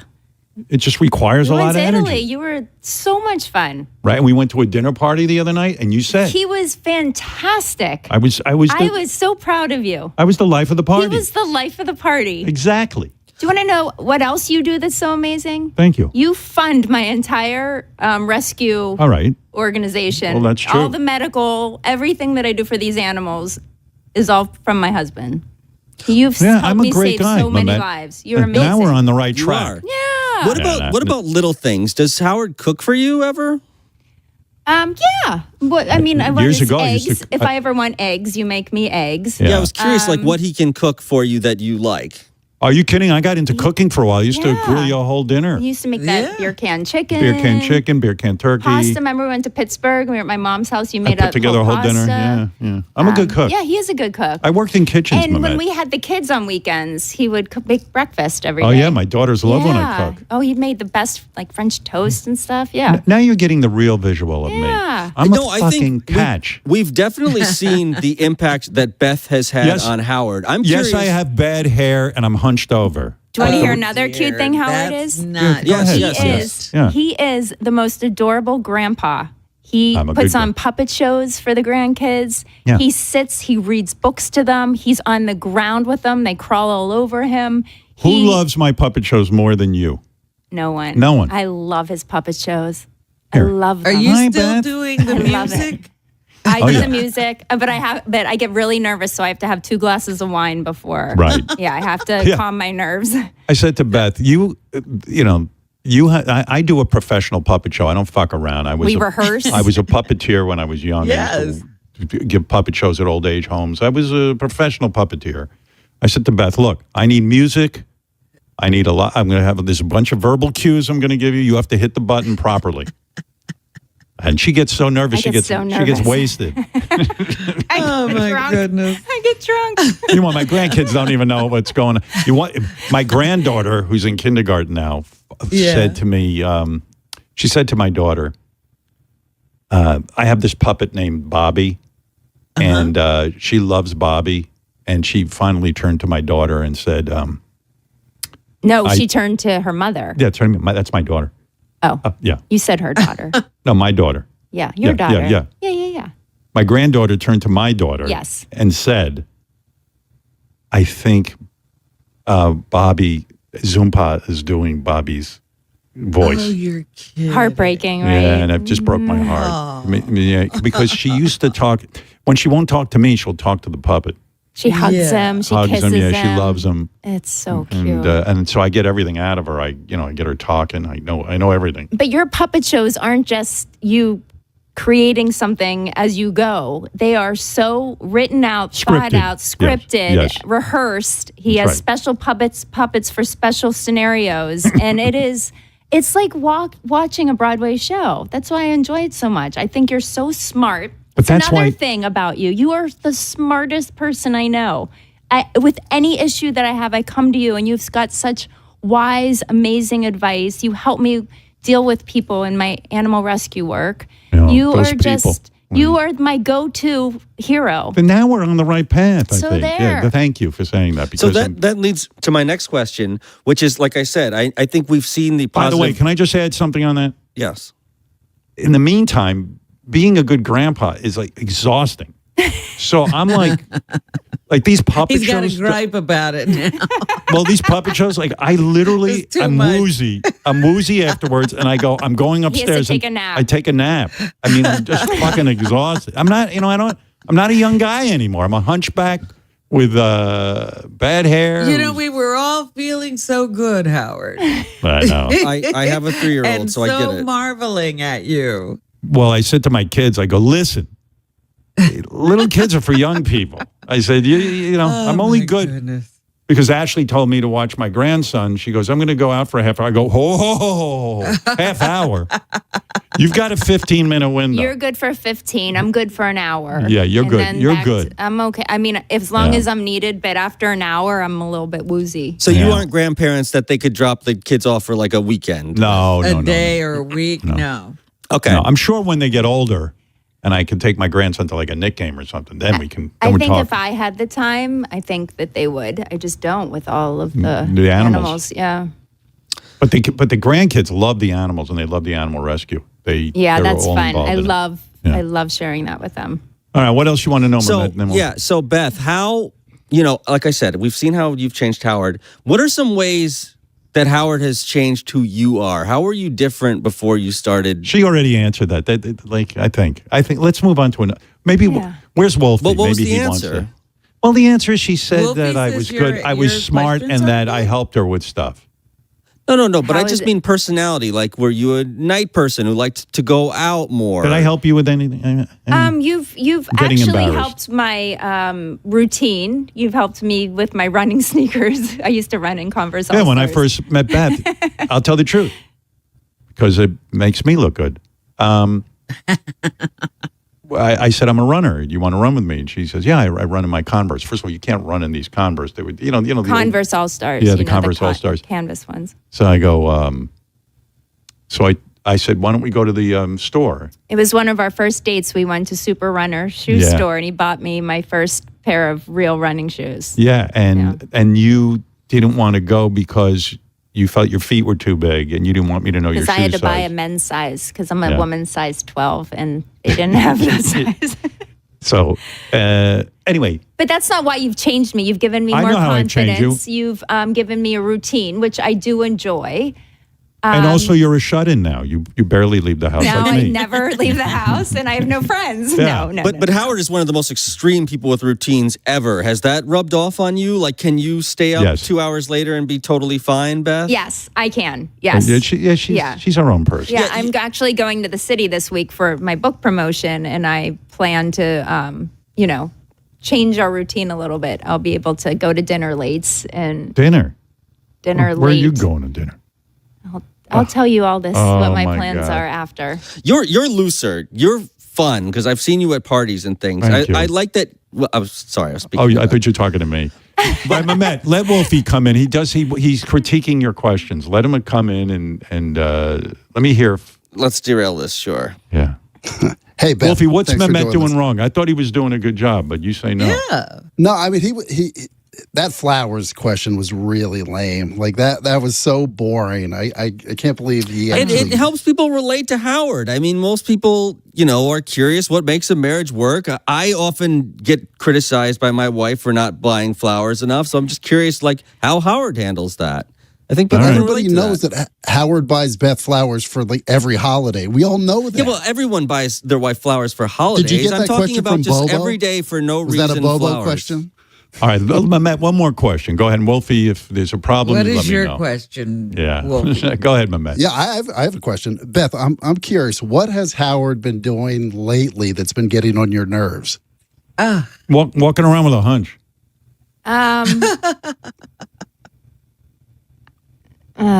Nothing, right? No, you're Letting the Wolfie norm. have airtime? The negativity is maybe a little bit more complaint because we just got back and it's the adjustment period. Right, yeah. So you're really. But by the way, Oh, you're irritable. But so are you. You walked in, you started complaining 2 seconds later. Okay. Yeah. So you're rubbing, that's how Howard's Yeah. rubbing up on You know me. what? Beth is how getting he's more and more. changed her. Yeah, I changed her. She's very irritable and aware of what's wrong with the world. Wait, but that goes back to the weed gummies question, because as someone who will take a gummy sometimes, if I'm around somebody in a bad mood, it can make me paranoid or kind of like harsh my mellow.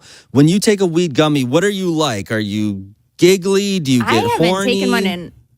taken one in a long time, but if I do, actually it's more wine. I don't know. I think I get more relaxed and I'm able to handle it easier, I guess. I don't get paranoid or anything. And what do you guys do? Just like watch TV together when you take the gummy? Are you like I take just a bite, a corner if I'm having like period cramps or if I'm a little bit nervous. Oh, so But- it's like a pain thing? Yeah, not a pain thing. Just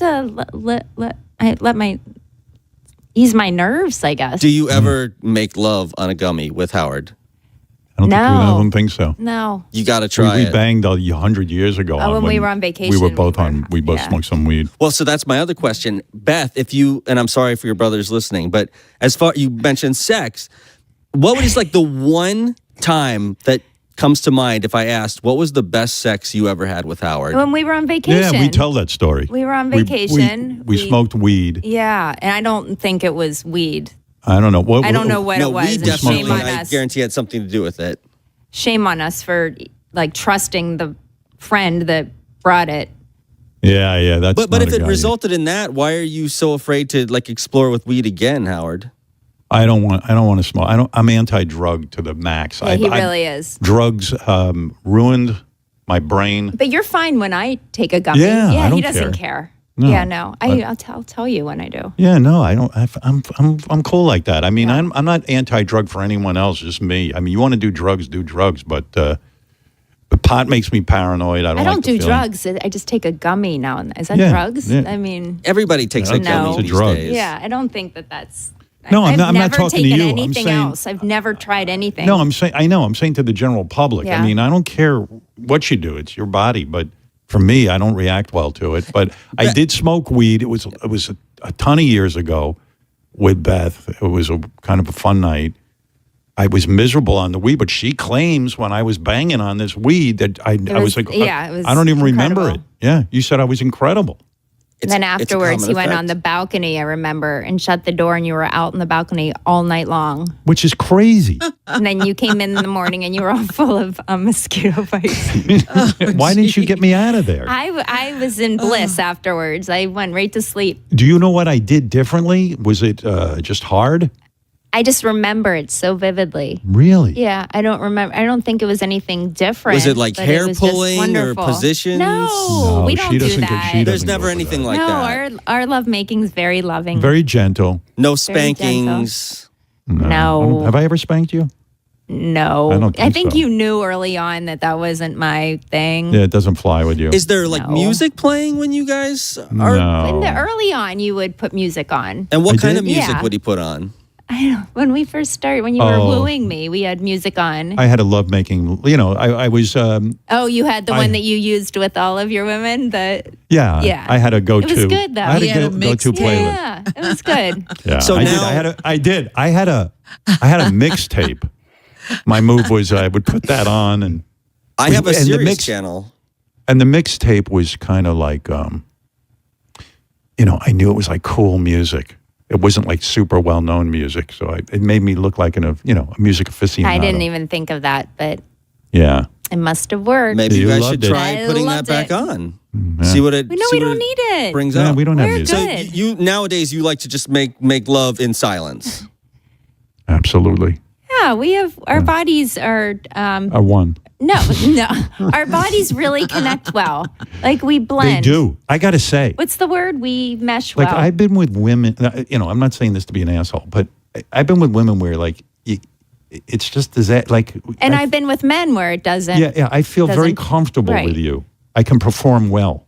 No, our bodies just work together. Is Yeah. how we it have tell- our You have a chemistry. we have our we have chemistry. a chemistry. You were made for me. I and think was because I'm made for you. I think because I'm 5'10" and you're 6'5", our body work together. Is Yeah, Howard no. telling the truth when he says that he never likes to be naked around you? Like for sex, he'll wait under the covers before you're I always allowed wait to come Oh, under in. he waits nude under the covers. Yeah, I'm fully undressed. So if I say, let's meet this afternoon after I do the kitten feedings, I'll meet you at 4. He gets before I get there. So what time do you get there? I'll get there at least 3:45 so that I'm fully nude. He's completely nude. He has Ready. the mood, the lights dimmed to the way that he can still see me, but that I'm satisfied with how dark it is. Correct? Yes. It's Yes. dark. It's dark so she can't see me, but I can see her. She walks in when she undresses. I need that. And he likes that whole motion of Yeah, when I remove remove the my clothes. clothes. Yeah. So I don't if like you're commit. like, And I by keep- that point, I keep he's my ready to glasses on for go. that. Yeah, then I'm ready. Right? I'm always ready. He's always She checks me and she sees. She goes, Here "Okay, we go." you're ready to go." Boom. and are you comfortable being naked around Howard? Like, would you walk Yeah. naked around the house? Oh, yeah. but I don't want to turn around and walk away, so I always cover Your ass. my butt. And you have a great ass. I don't Yeah, understand. but I don't you. want you to be watching my ass walk away nude. Right. Yeah, she's got some I kind of have hang some up. hang up. But no, she is not comfortable being naked around me. Do you think the She- way Howard talks about his own self negatively rubs off on you in the sense that it makes you think about your body negatively? Oh, I've been negative about my body since I was That's the truth. 12 years old. It's a deep psychological discussion Yeah. about where that comes from, and That's probably why we work so well together. we work well together. We both despise the way we look.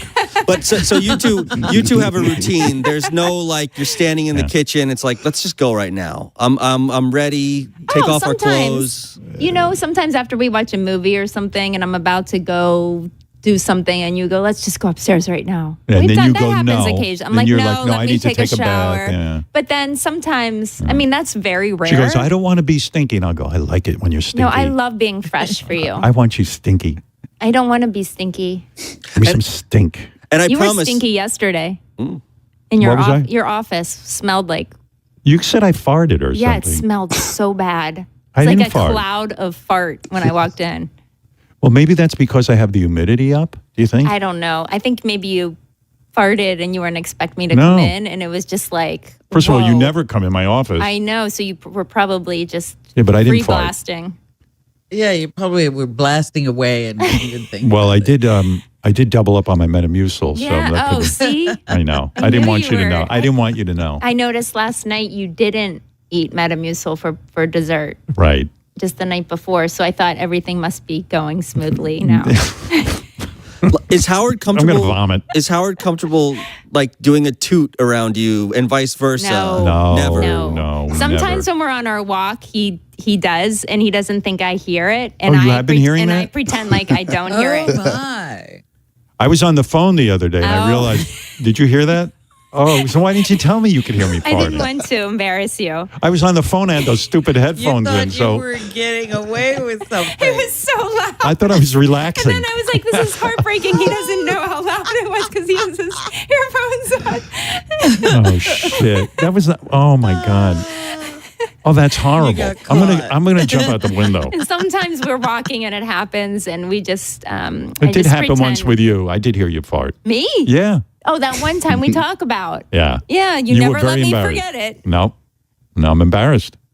I'm not embarrassed. Mine was cute. You were like, It was more yeah, like no a. big deal. So my Like that. last question as far as that topic goes. Hold is- on a second, Mehmet. Bet's brother's on the phone wants to say something. Let's let him have his moment. For real? Yeah. Hi.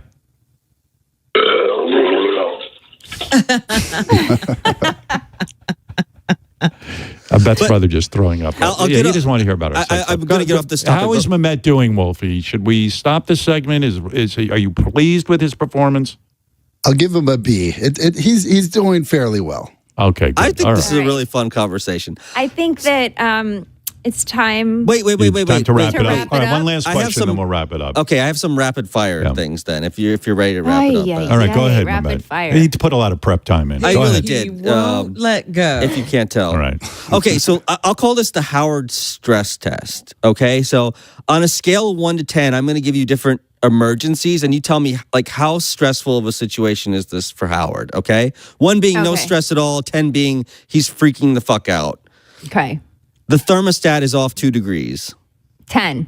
Really, Yeah, that would I've drive seen me that personally. So you see that too.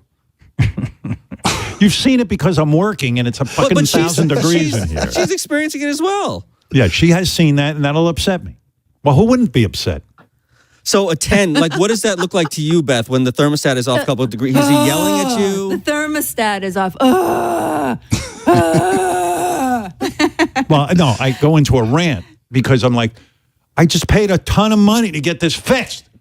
And I get crazy, right? Yeah, but you grunt. Yeah, but you get the And same way. grunt. You get the And same way grunt. when your music isn't on, and you can be cranky. Oh, why are you turning it on me? This is about you. This is what Mehmet asked about you. So All right, go ahead. Let me give you another one.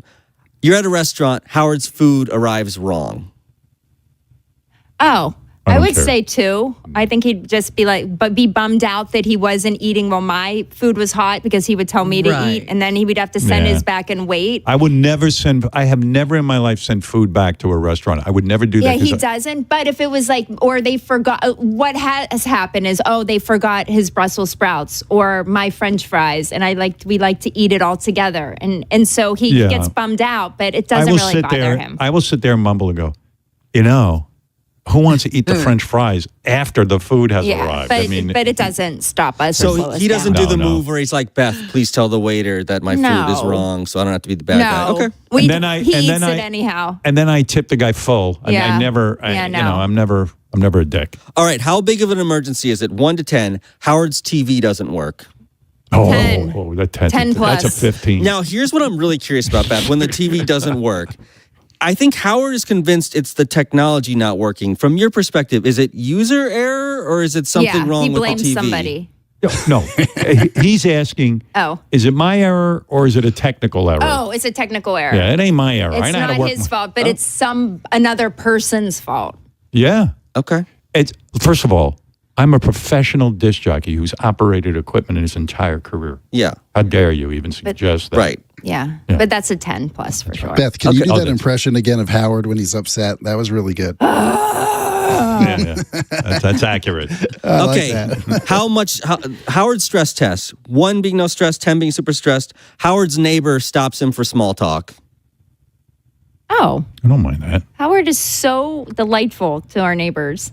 I It's take fun. pride in my I relationship with enjoy my that. neighbors. Yeah, I enjoy that. They when I move in, everyone does their best to keep me out of the neighborhood, and then when they move in, then they go, "You're the best neighbor. Mm-hmm. You're available if we need help. You're Lights out at 7 p.m. Yeah, you go. You're quiet. They thought I was going to be like a Tommy Lee or Yeah, partying like a rock all the star. time, having Yeah. That's what they think raves. they're getting. I'm the one who calls the cops if I hear any noise. There'll be no nonsense next to True. me. Yeah. Yeah. How stressed or upset does Howard get if you watch a show without him that you both like? Oh, you get annoyed. That's happened very rarely. I don't like it. But he does get. It he happens gets rarely because you'll bothered know by he'll be it. up. Yeah. Yeah. If we're watching a show together, And you then know, if you're like, oh, let's watch True Lies. I think the first season, and I said to him, oh, I watched that. And he goes, why would you watch that? Because we did talk about it. how good was that show? So good. We love it. Yeah, We love but- Real but you were Housewives. We should annoyed. mention Real Housewives. How good Oh, it is. yeah. The reunion. Let's give very Andy good. Cohn a shout You know out. what? He does a great job with the Yep. reunion shows. I was watching a reunion show of one of the ones that I've never watched, and I was intrigued because he's Andy's so good. Yeah. We give him a shout out for that. We love the reunion shows. We love what do we watch? Oh, Virgin River. We're watching. Watching now. Virgin River. What did we Sullivan's just finish? Crossing. What did we just finish that we liked? We just watched Taylor Sheridan show with. Oh, Madison. The Madison is so good. We love that. Michelle Pfeiffer. Yeah. So good. She looks good, Michelle Pfeiffer, She's beautiful. and Goldie Hawn's husband. Yeah, it's just a great Kurt show. Russell. All right, Russell, quick yeah. Great quick show. husband report card. You're the grader, A+ to F, and I'm just going to give you a couple categories, and you tell me how he's scoring, okay? And try to be as honest as you possibly can. I'm been honest every you step have, of the you way. have, but I'm asking harder and harder questions. So, So now it's not a scale from 1 to 10. It's A+ A to F. Yep, this is Okay. this is Howard's husband report card. Okay, first, Don't crack from the pressure. What if I say 10 instead of A plus? it's all right. We'll have to translate. So, first subject: crisis management. Yeah. What's that? What do you mean crisis? Does he management? handle things on his Yes. Is he calm? Is he getting, cool? I think it's time to Yeah, wrap I this think up. we This kinda is covered silly. Wolfie, yeah, right? It's yeah, enough. It's good. He's That's on a staying high at the note. party too long. Yeah. Mehmet, It's get enough. out. You I did a think good you did a job. great Everything job. on the list. And Mehmet, you did a you're great not job. accepting a great job. Mehmet. Yeah. Cody in Indiana, you're on the air. Good morning, Howard. Hi, Beth. I ordered your book. I got the Thank you. email from Amazon that's going to be delivered today. I'm so excited. Very much excited for it. I have a Do you have little 10-year-old kids? son and I 10-year-old. have a 4-year-old Yay. daughter as well. Perfect. I think it's for the 4-year-old more than the 10-year-old. Yeah, but the 10-year-old can read it to That's her. true. Yeah. That's true. Yeah. The 10-year-old. No, it's a beautiful book, and like Beth said, it's purely for charity. She writes these books, and the charity is for animals. And I can tell you something. I live this every day. People are abandoning animals. They treat them not like their family, and they're domesticated, and then they stick them in miserable cages, or they take them over just to get euthanized. And we are doing everything possible to take in as many animals as we can and then rehome them. And some of them end up living with us. I think, And North Shore Animal League America is still doing an they're incredible tops. job. They're the best. They're a lovely organization, man, and I suggest you support them, and this will help. So Thank you. It's Thank a you. It's a beautiful book. Coco and Stephen together forever. I, of course, play the part of Stephen on the audio book, which people are raving about. They've never heard such a characterization before. And then we have pictures of the actual Stephen and the real Stephen and Coco in the back. That's So true. That's fun. And It's they're a real. beautiful they're story. It's a true story. It's a true story. It's 100% true. And these are animals that were abused, and then they come in our home and they find each other and they form a beautiful relationship, even though one's a rabbit and one's a cat. And it's good for the kids. It's a good message. Be kind to animals. Quit fucking with them. I'm excited too. Thank I'm you for excited to supporting read it that, Cody. to my daughter. I appreciate that. All right. Thank you. What do you think, hon? Does that sum it up? Yeah. Thank you so much, honey. Yeah. What? That was a great visit. Thank you. Thank you for having me. You're a pure joy, my love. I'm a breath of fresh air in your life. Certainly are. Thank you for being a breath of fresh air. And Mehmet, thank you. Well done. Wolfie, Beth. you were a little rough on Mehmet. He did a good job. Come on. You could say it. Try to make him and better, Howard. your question wasn't that great, Wolfie. Are you Yeah. taking a break now, or am I saying goodbye? I'll take a break. I got to pee. Yeah, you were fidgeting, so I assumed that you had to. I'm crossing my legs because I got to pee so I bad. was looking at you. I'm like, don't you think it's Yeah. time to take a break, sweetheart? Yes, my love. All right, let me take a break. Oh, you know what I have to say, though, before I break? I do want to thank our dear sponsor, Hyundai. Hyundai, the all-new Hyundai Palisade Hybrid. Boy, does it make sense to get a hybrid now. Look at the price of gasoline. Yes. Make it a great day with HyundaiUSA.com. They make every day epic. It's a beautiful, beautiful car, as Gary has pointed out many, many times. ZipRecruiter is a beautiful company. One of the worst things in the world is you hire someone and they're a fucking moron. And you They're don't want not a that. fit. Oof. Not a fit. You want to get somebody good. If you've got a job opening and you want a candidate who's passionate about your role in their company, and there's only one way to do it. You got to get ZipRecruiter. Come on. You know, a resume is kind of useless information. Just a resume is not enough. Quite You could frankly, get you can have duped. Chat GPT write that resume. Yeah, Doesn't even and know also, you. real assholes leave off some of the employment that they've had where they got fired. So, Sure, but and you don't know even it. Chat GPT will put a spin on some of the bad behavior you might want to Right. display. Post your job on ZipRecruiter, and now you can try it for free at ZipRecruiter.com/100. What a beautiful company. ZipRecruiter has a new feature that quickly lets you see the most interested, the most qualified candidates first, so you meet the right people quickly. ZipRecruiter's smart matching technology connects you with qualified candidates who can tell you in their own words why they're interested in your job. Find candidates who really want your job on ZipRecruiter. ZipRecruiter says that 4 out of 5 employers who post on ZipRecruiter get a quality candidate within the first day. Try it for free at ZipRecruiter.com/100. ZipRecruiter.com/100. Meet your match on ZipRecruiter. There are many reasons to hire Morgan & Morgan for your injury case. Here's reason 17. In today's new world, many law firms have had money injected into their firms by Wall Street, private equity, and other lenders. This money usually comes in at very, very high interest rates. It's one of the reasons you see so many lawyers advertising. I'm John Morgan. This money is expensive and the interest compounds quickly. These law firms can have a huge need for cash just to pay that debt. Why does it matter to you? My fear is your case is settled early and for far less than it's worth, just to service the loan that has mafia-like rates. Our financial strength is your advantage. That plus our reputation makes our firm your firm. Visit forthepeople.com to see our results and verdicts. Morgan & Morgan, forthepeople.com. Injured? Dial pound law or visit forthepeople.com for an office near you. Hey, I'm Mike Slater. My dad passed away at the age of 63. He was in great health. Was out of nowhere, had a stroke. And super hard, obviously, for the whole family, but my dad had life insurance. So even after he passed away, he was still able to provide for my mom. And of course, by extension, my brother and I. This is why I have life insurance for my family, for my wife and 4 kids. And the best place to get life insurance is ethos.com because you can do it in 10 minutes. And there's no medical exam and no blood test, just a few health questions. 10 minutes. You're covered. Your family is covered. You can get $2 million in coverage for $2 a day. That's a 10-year term life policy for a 35-year-old healthy, non-smoking male. We don't like to talk about death in our culture, but everyone's going to die. You are going to die. Get life insurance in 10 minutes so your family is protected. Ethos, ETHOS, ethos.com/free. Rates may vary, billed monthly. Ethos.com/free. Ready for big fun? Start for free at Chumba Casino. Sign up and enjoy a welcome bonus with gold coins and sweeps coins to explore hundreds of online social casino games, all from your phone.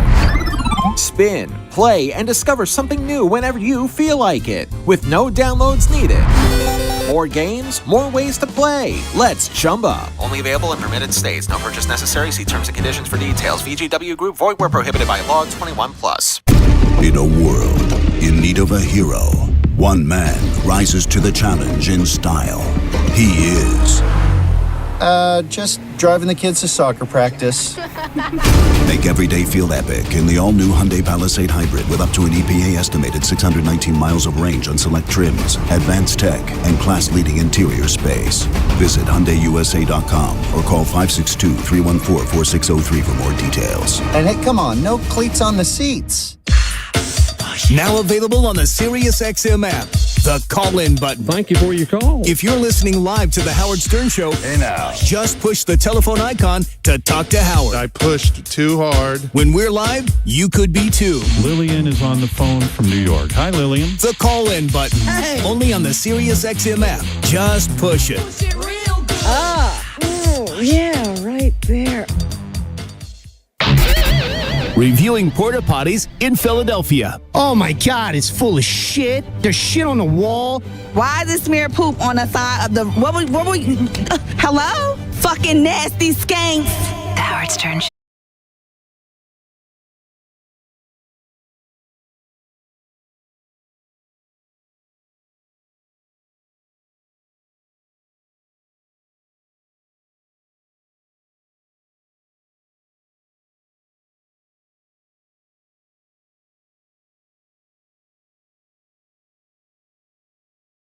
They pull that out of?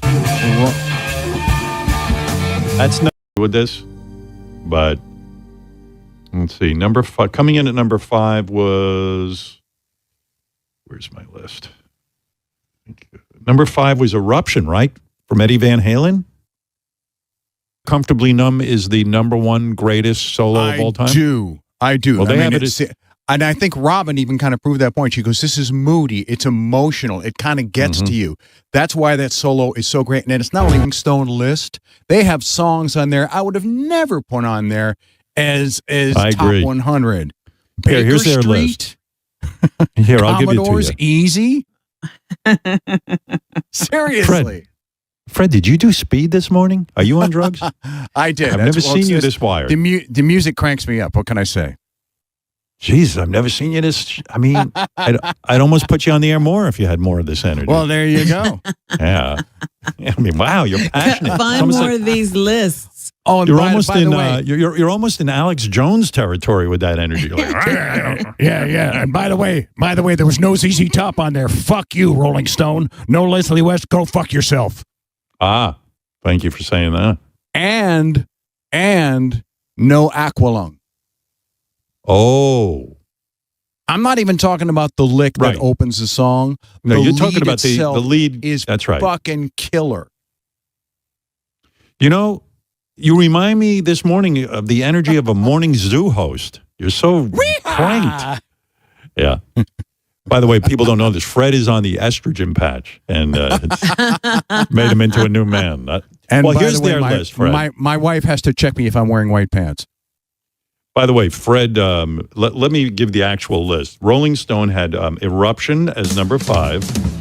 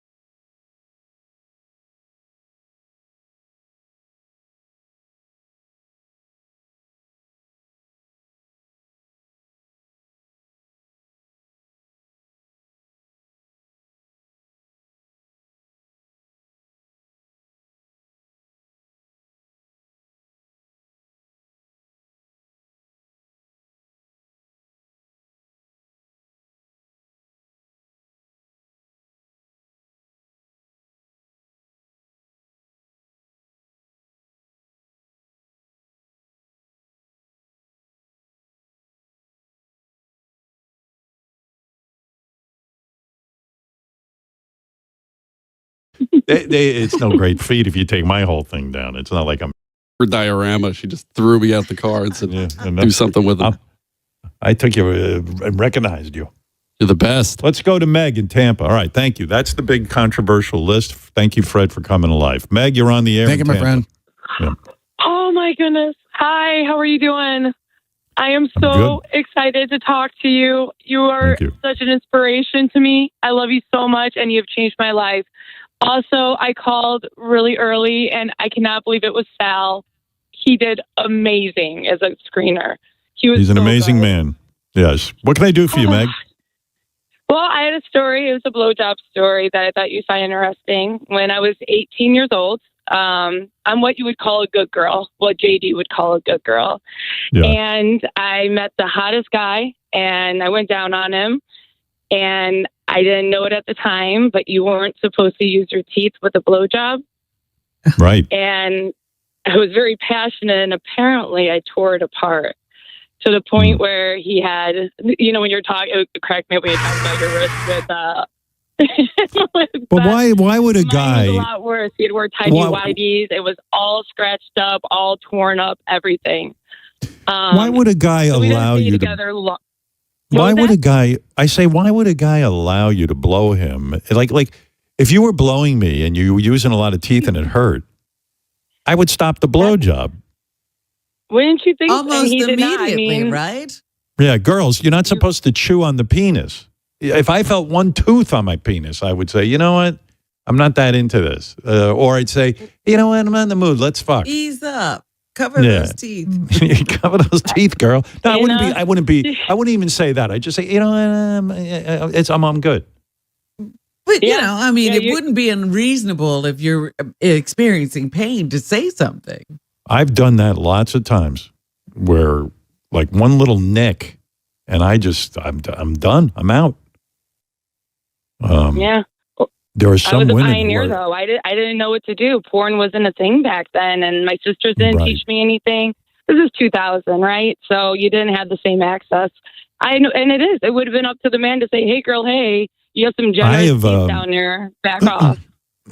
I've experienced two different situations. There are some situations where, like, it's almost like the woman convinces you that she needs to blow you. Like, it's unbelievable. Like, no teeth. It's like she took her teeth out of her head. It's crazy. And it's fantastic. And I'm not a big blowjob guy. I don't really care about it. And quite frankly, and I've said this before, I feel bad for a woman having to put her mouth on that disgusting thing. I mean, mine's particularly disgusting. So a good time. But I've experienced women who like they take the whole thing down. I mean, the whole thing. I got a couple of inches. It's no great feat if you take my whole thing down. It's not like I'm Johnny Watt Holmes. When I say a woman took my whole thing down, I'm saying she took that an inch or two. But anyway. Is that down? I mean, a mouth is longer than. Yeah. In fact, she's like, I got more room in here if you had more penis. But but I'm saying, yes, Meg, go ahead. I'm sorry to interrupt your story. No. But the funniest part about it was I ran back into him. We, kind of hooked back up. So he came back for more about 5 years after that situation. And, we got back together.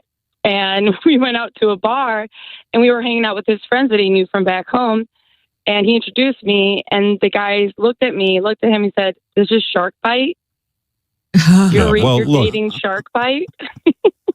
Well, listen, he had obviously nicknamed you and told all your friends. But look, I'm sure you got better. If you're like Robin, who's also what you'd call a good girl, she studied porn. She said to me, "Howard, give me some of those porns. I want, particularly blowjob porns. I want to see what these women are doing." And she made a study out of it. And God bless her.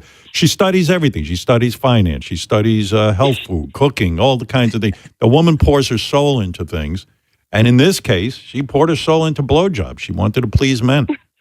And she became, from what I understand from speaking to several of these guys, she became very, very good at it. With high marks. I wasn't what you'd call a natural. Right. No, she was not. That's why that's my point. Study. Some people think blowing is a talent. It's not. you got to study, and you got to study hard, and you got to do your 10,000 hours, which Robin did.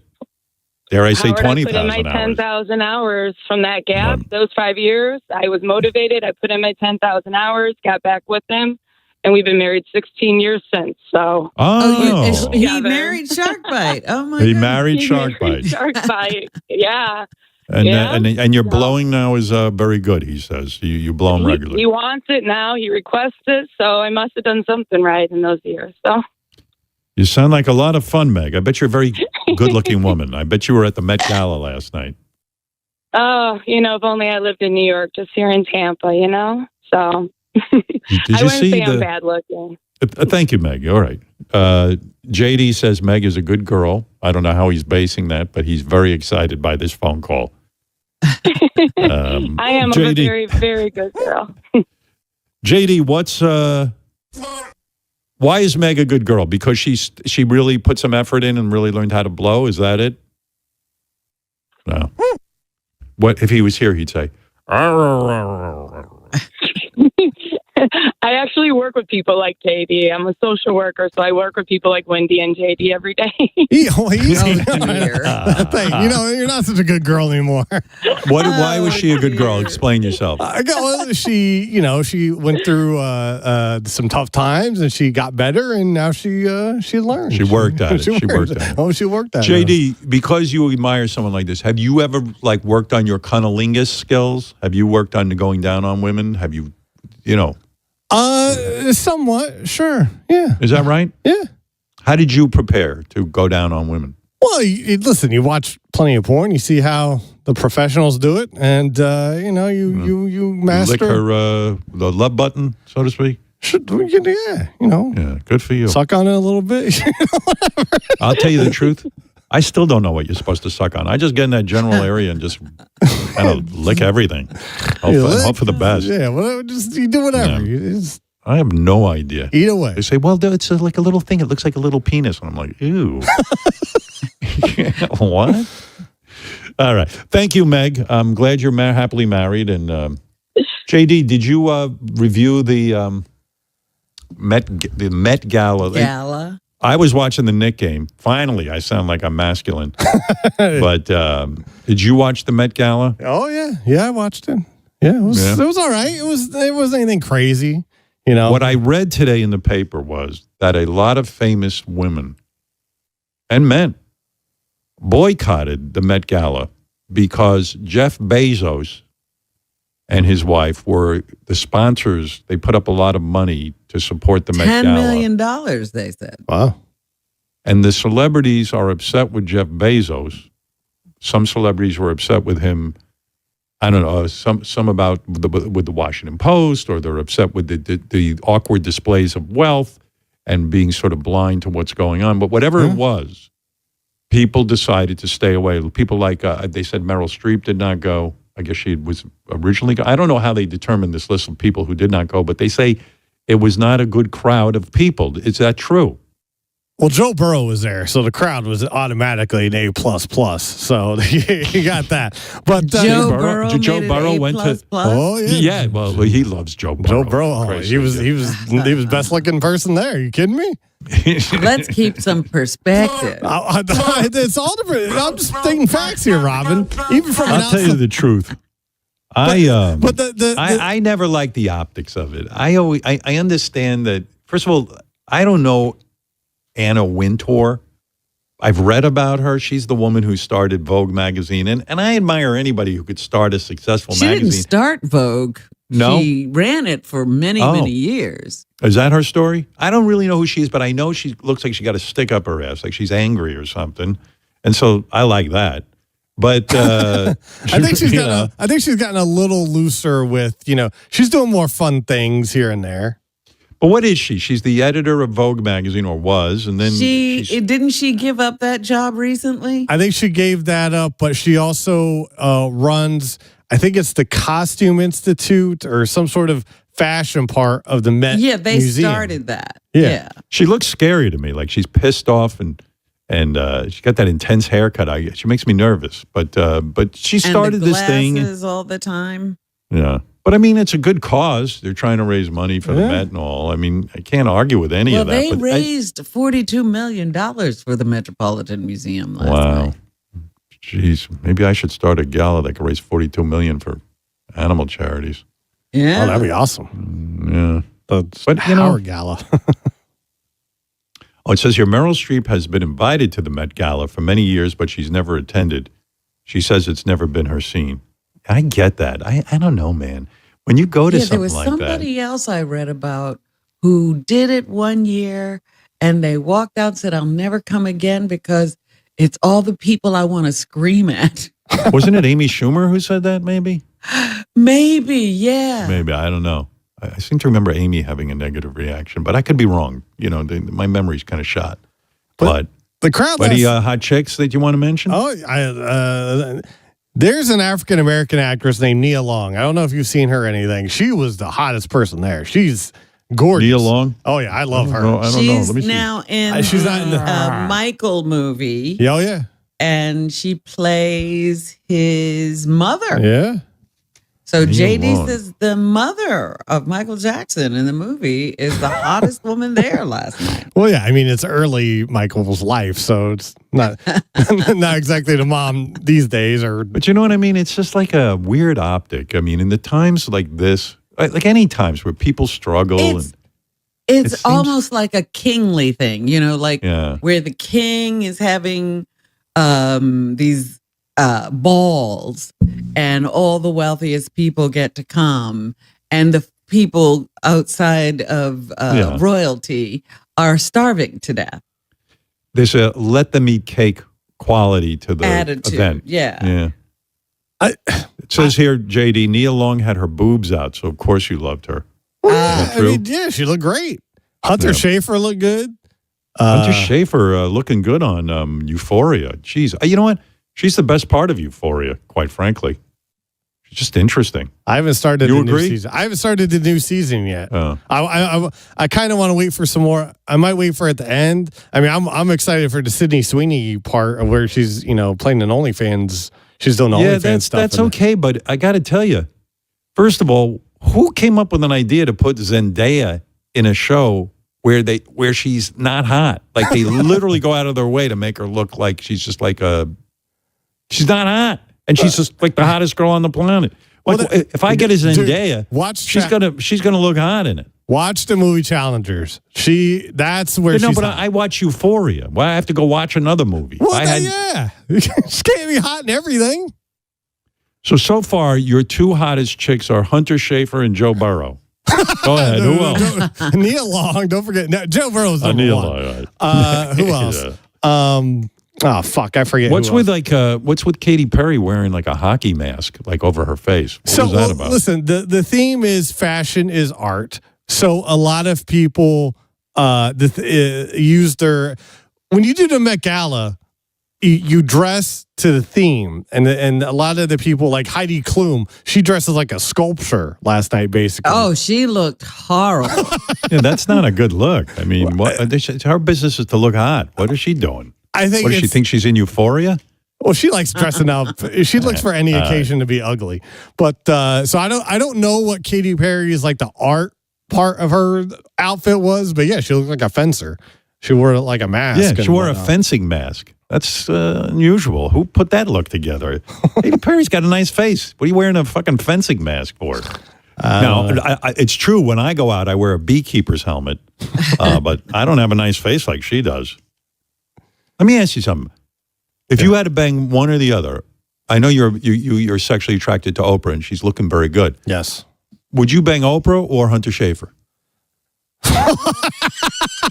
Well, I see. I don't know that I could go all the way with Hunter Schafer. It might just be like oral stuff. I don't know about below the waist. You would stuff. let Hunter Schafer blow you, I guess, is what you're saying. She's got a beautiful face. Beautiful girl. Like Beautiful girl. so. But also, but Oprah is like so famous, and when I had to say Oprah, You're a fame whore. You want to be with the most famous woman. it would just be, just awesome. Be like, holy shit, I'm with fucking Oprah Winfrey. What the fuck? You open your Really? eyes and Oprah's down there. Oh my god! You know what? I'm going to write Oprah a letter and see if I can set you up with her. She's with Stedman. serious. She's with Stedman. Come on. No, I don't know if she is. Is she with Stedman? Yes. I never see him. All right. Anyway. He's a homebody. All right. Anyway, there it is. The thing called the, what is it called? The Met Gala. Met Gala was last night while the Knicks were spectacularly destroying the Philadelphia 76ers like in a way that was crazy. You think they could keep that up for all the games? God damn. You'd like to think so. I mean, they've already done this, 3-4 games in a row already. So they're on fire. I mean, knowing how I think in my sports teams, the shoe drops real quick. So you never know. But I like to think so. I'm getting excited. I'm enjoying watching the Knicks. I don't have the agita I of hope they watching. keep it going until I can watch a game. I think I tell you, I don't like squeakers. I like to see them win big like this. It's fun. I love it. I think they have a very good chance of coming out of the East. But if they face Oklahoma City, which is the Western team that's favored, that'll be interesting. We'll see how that goes. All right, very good, JD. What's the guy's name? Wembanyama? Wembanyama. Oh, yeah. Oh, God, he's good. He was very good last night. He had like 12 blocks. JD He sends was me everywhere. JD sends me a list when Wembanyama's playing, and Yeah. that guy's pretty fucking good, man. Yeah. Boy, But he needs to be on a better team or have a better team around. No, they're in the playoffs. They're doing I good. understand that. But even though he had that great performance last night, they lost. Did they lose last Robin, night? Oh, yeah. I guess Robin's they like did. me. You wait to the end of the season, we become experts on basketball. By the way, the Knicks play again tomorrow night, so I will be watching. Fan feedback, and I'm trying to get to all the phone calls too. Sal is answering the phones, and he's doing a good job. There's a lot of people on the line, so I'm trying to get to all this stuff. Yesterday we had on low pitch Eric. No one knows what to call Eric anymore now that he lost his high voice. Anyway, he always elicits a lot of opinions. Eric was also on the air talking about how he has a full-time now, I don't know if it's full-time, but he has a home aide that he seems to send out to get him food and everything. In the middle of the night. This guy wrote, that imbecile low pitch pisses me the fuck off. That guy gets a free aid while we just looked into getting an aid for my 97-year-old grandmother, and they want $300 a day. And that's with my grandfather being a World War II veteran. Fuck this piece of shit. Whoa, strong reaction. I knew people were going to be upset. I got upset. I know what I pay. Some people upset. I know what I pay for my mom. It's a lot of money, man. I would like to propose a new nickname for high pitch. Bi-pitch, Eric. Perfect for his low and high pitch and bisexuality. Bi-pitch. A compliment here for Mike Perlman. Mike Perlman making fun of Eric is so funny. He's like Jabba the Hutt. People liked when Mike compared Eric to Jabba the Hutt. Oh, my God. It infuriates me so much to listen to how he has aides to run errands. My mother is 82 years old and is in a wheelchair. She can no longer walk, and my father and I take care of her 24 hours around the clock because we cannot get their insurance to pay, and we can't afford to pay for the aides out of our pocket. And then you have this fat ass who is taking advantage of the system. I'm so pissed off. Mike Perlman was on a roll yesterday. We wanted to know if there were limits to what Eric's aide would do for him. Perlman asked him some rapid-fire questions. And now if this pissed you off, this will piss you off more. Here you go. All right, you ready? Will your aide wipe your ass? No. Will your aide shave your beard? No. Will your aide massage your back? Yes. Will your aide pop a zit on your back? No. Will your aide shovel your walkway? Yes. Will your aide clean your penis? No. Will your aide fold your clothes? Yes. Will your aide rub your feet? Yes. Well, there you go. Now write some letters. We'll read them on the air. This is amazing. You will like this, Robin. Now, I'm so impressed with this. Jay and Roddy, who record so many great song parodies for our show, recorded a low-pitch Eric song with the actual lead singer of Crash Test Dummies, Brad Roberts. Wow. This is him singing a Eric song parody to his own song. Here we go. I don't know why it couldn't come that time. Did you try thinking of John Stamos? Yes. Once there was this guy who talked like Mickey Mouse, and we would call him High Pitch Eric, and we laugh when he called him. Hi, Mommy. But what are you wearing? now Did you pull your pants down? his voice is lower than mine is. It's not low now. It's a little bit high. And every time he calls in, it's just so very boring. I gotta get ready. Goodbye, you motherfucker. Low pitch Eric, low pitch Eric. I can't do it anymore. I can't talk to the high pitch anymore. Yeah. Well, we know. Wow. Yeah. Anyway, how about that? The real guy from Crash Test Dummies. That's amazing. Sounding good on that. Sounding good. Absolutely. Just like when he first sang that song with his original lyrics. Always loved that dude. I always loved that song.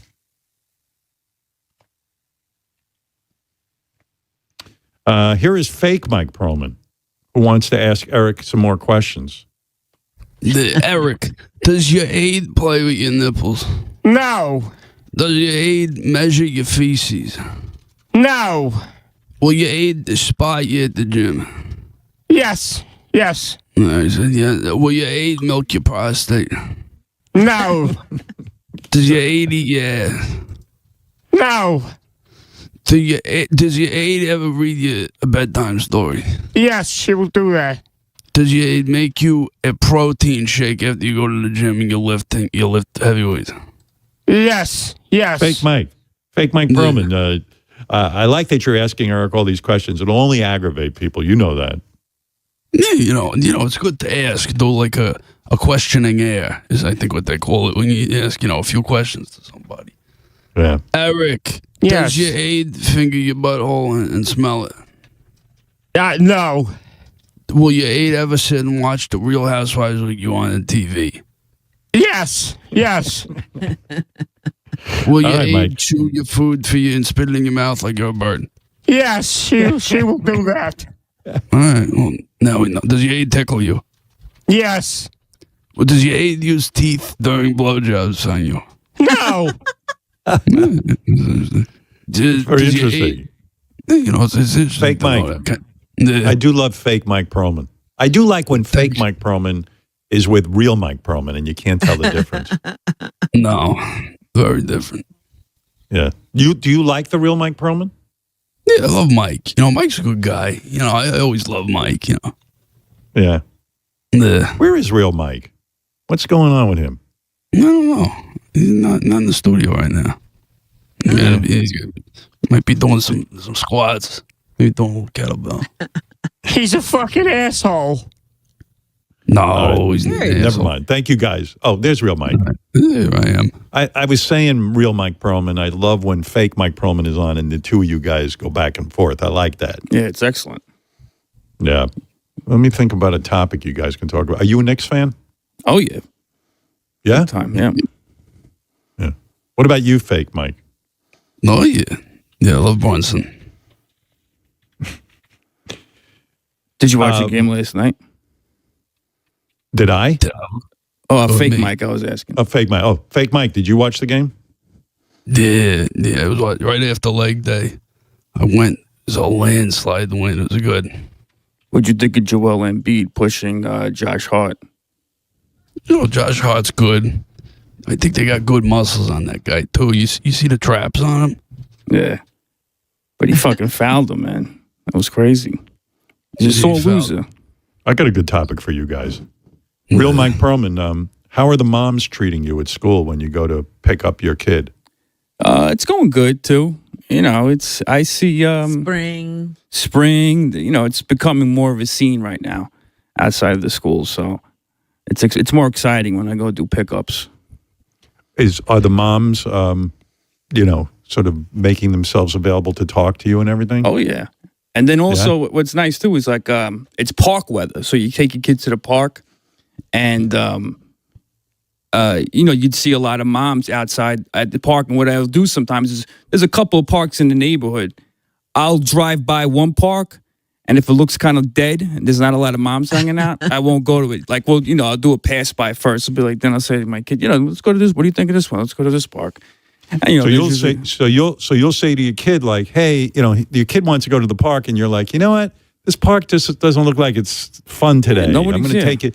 I'm going to take you to a different park. Oh yeah, she also wants to play with kids too. Evaluate the clientele, right? Yeah, scope it out. Go to the park where you can see the ones got the nipples that they're sticking through the dress. Let's go to that park. I think you'll enjoy it. They got a nice playground. Yeah, fake Mike Perlman, you do that with your kid too?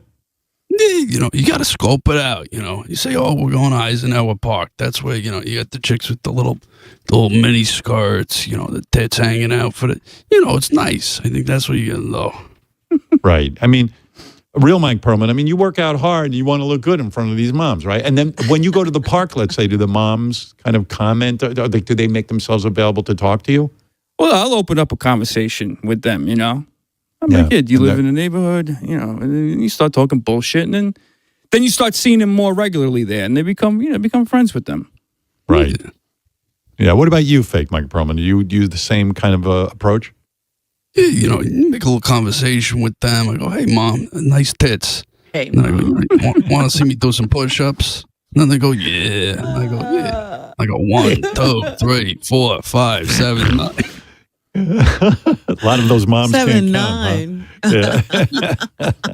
7, 9, 11, 12, 13, 15. Maybe they should put some of those moms in the school. Never mind the kids. Yeah. Well, yeah. Well, very good, guys. I like it. I like hearing about the moms. Do you ever fantasize, real Mike Perlman, that the moms are going to be like, hey, I would really like to get together with you? Like a fantasy? I guess, in a fantasy world. Right. Sometimes you'll see one or two that are really, really hot. Like there was one at this park I was at the other day. She had these white, yoga pants on. Oh, boy. And she had a nice ass. You sort of thong going right up her ass. Can you believe yoga pants now? I love it. I see some women are wearing you see their whole asshole almost. It's crazy. Oh, so you saw a nice looking mom like that, huh? And you struck up a conversation. That time I didn't. I did talk to that one couple of at the school pickup once, but I saw she's got a notorious ass, this one, and she was at the school once. And all the dads will talk about this one mom's ass. And then I saw her at the park that day. We're chasing a kid around.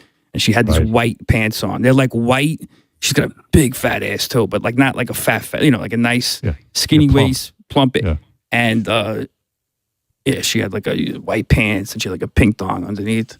Oh, you got to hold on, fake Mike Perlman. We're going to get to you in a sec, but you got to have a pretty good fucking ass to wear those tight pants in white. Mm-hmm. What about you, fake Mike Perlman? Did you have any experience with a woman at the park?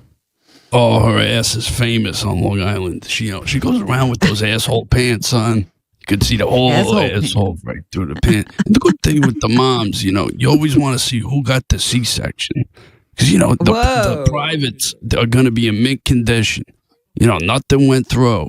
So that's how I always... So you take a look at the moms, you take a look for their C-section scar, then their vaginas are tight, right? Yeah, I say, oh, you're intact. That's good. That's tight down there. Oh, my goodness. Right. You don't like a woman who's had a whole baby pass through their vagina. It's not as good. No, not good. Right. But, you can listen, you can do workouts, you do Kegels, you shove a kettlebell up there. There's ways to work it out, but...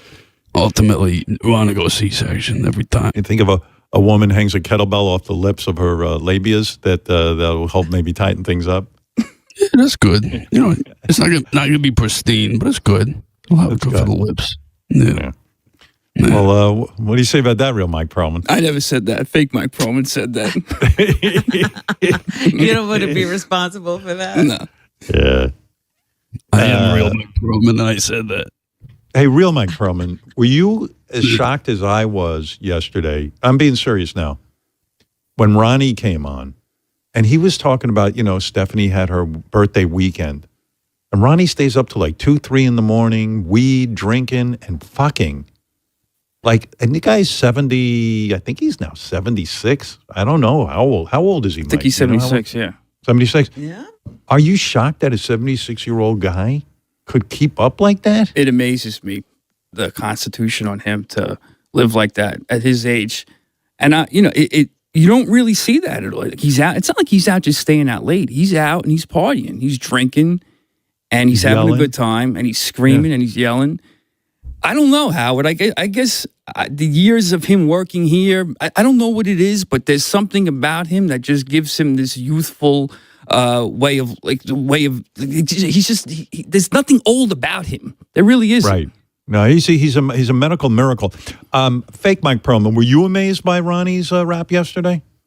Yeah, his whole thing, it's astoundable when you look at, the fact that he could do that and pull that off. And you look at him over the years and you see, you look back like Mike knows when he was in that, he used to dress like a mafia hitman back in the late 80s, early 90s. He's always been like a tough guy, but now he's really coming to his own, Yeah. All right. Well, guys, hey, it's great talking to you, real Mike Perlman. Good luck with your trips with the moms. Thank you. Picking up your kid. And you too, fake Mike Perlman. Great talking to you about Ronnie and all the moms and Thank you. why you like C-sections. I think it was very interesting. Okay, fake Mike Perlman? Yeah, thank you very much. All right. By the way, real Mike Perlman. Oh, he left. All right. Fake Mike Perlman, what's your plan at the gym today? I just want to know. Today is bi, tri, trap, quadricep, leg, arm, head, shoulder. Really? Yeah. What do you do for your head? How do you get it muscular? You got to attach weights to it, and then you put a rope around it, and you carry a 747 plane. You take it down the runway. You run it down as fast as you can. Well, you look great. All right. Thank you.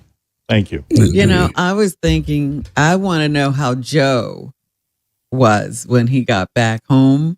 Did he have to sleep for 3 days to get over a trip to Ronnie's? Probably. No one can keep up with Ronnie. Okay. Couple other things. Couple of people did. Jeez, I never leave my phone on, but. Let me turn it off. What? You got noise happening? Yeah, I'm getting a lot of noise. People texting me. Okay, let me just. Yeah, now it's off. Some people were annoyed with Richard singing at the concert. We played tape of Richard singing at a metal concert. I don't know, I thought it was kind of funny. Richard's my favorite, but him singing along with the death metal songs was triggering my gag reflex to the point that I was about to get sick. Oh, yeah, there was some controversy. A listener alerted us to a possible farting incident that happened on our show. We listened to the replay. Here it is. Let me play this for you. Listen carefully. This is what the fan picked up. He claims that someone farted and we didn't acknowledge. Like, I used to think Rod Serling was amazing, and I still do. I mean, Rod Serling wrote The Twilight Zone and all, and he wrote a lot of the episodes. But Jesus Christ, this fucking guy, Taylor Sheridan. First of all, I resent that you would think on this show that I would fart and not do it right into the microphone. I've always done that. I always come clean. But anyway, we took the allegations seriously, so our crack staff quickly uncovered what this guy was talking about. We were able to find it. We even isolated the fart noise by itself. Okay. There it is. Anyway, Mike Perlman analyzed the audio and video from the moment and concluded that the noise came from Robin's water bottle, believe it or not, when it brushed against her microphone. So there was one day that I clunked the microphone. Yeah, so there was not a fart, and I assure you, anybody here farts, we're putting it right on the air. There it is. There's we your highlight. Yeah, no, I was actually insulted. I said, why would anyone think that?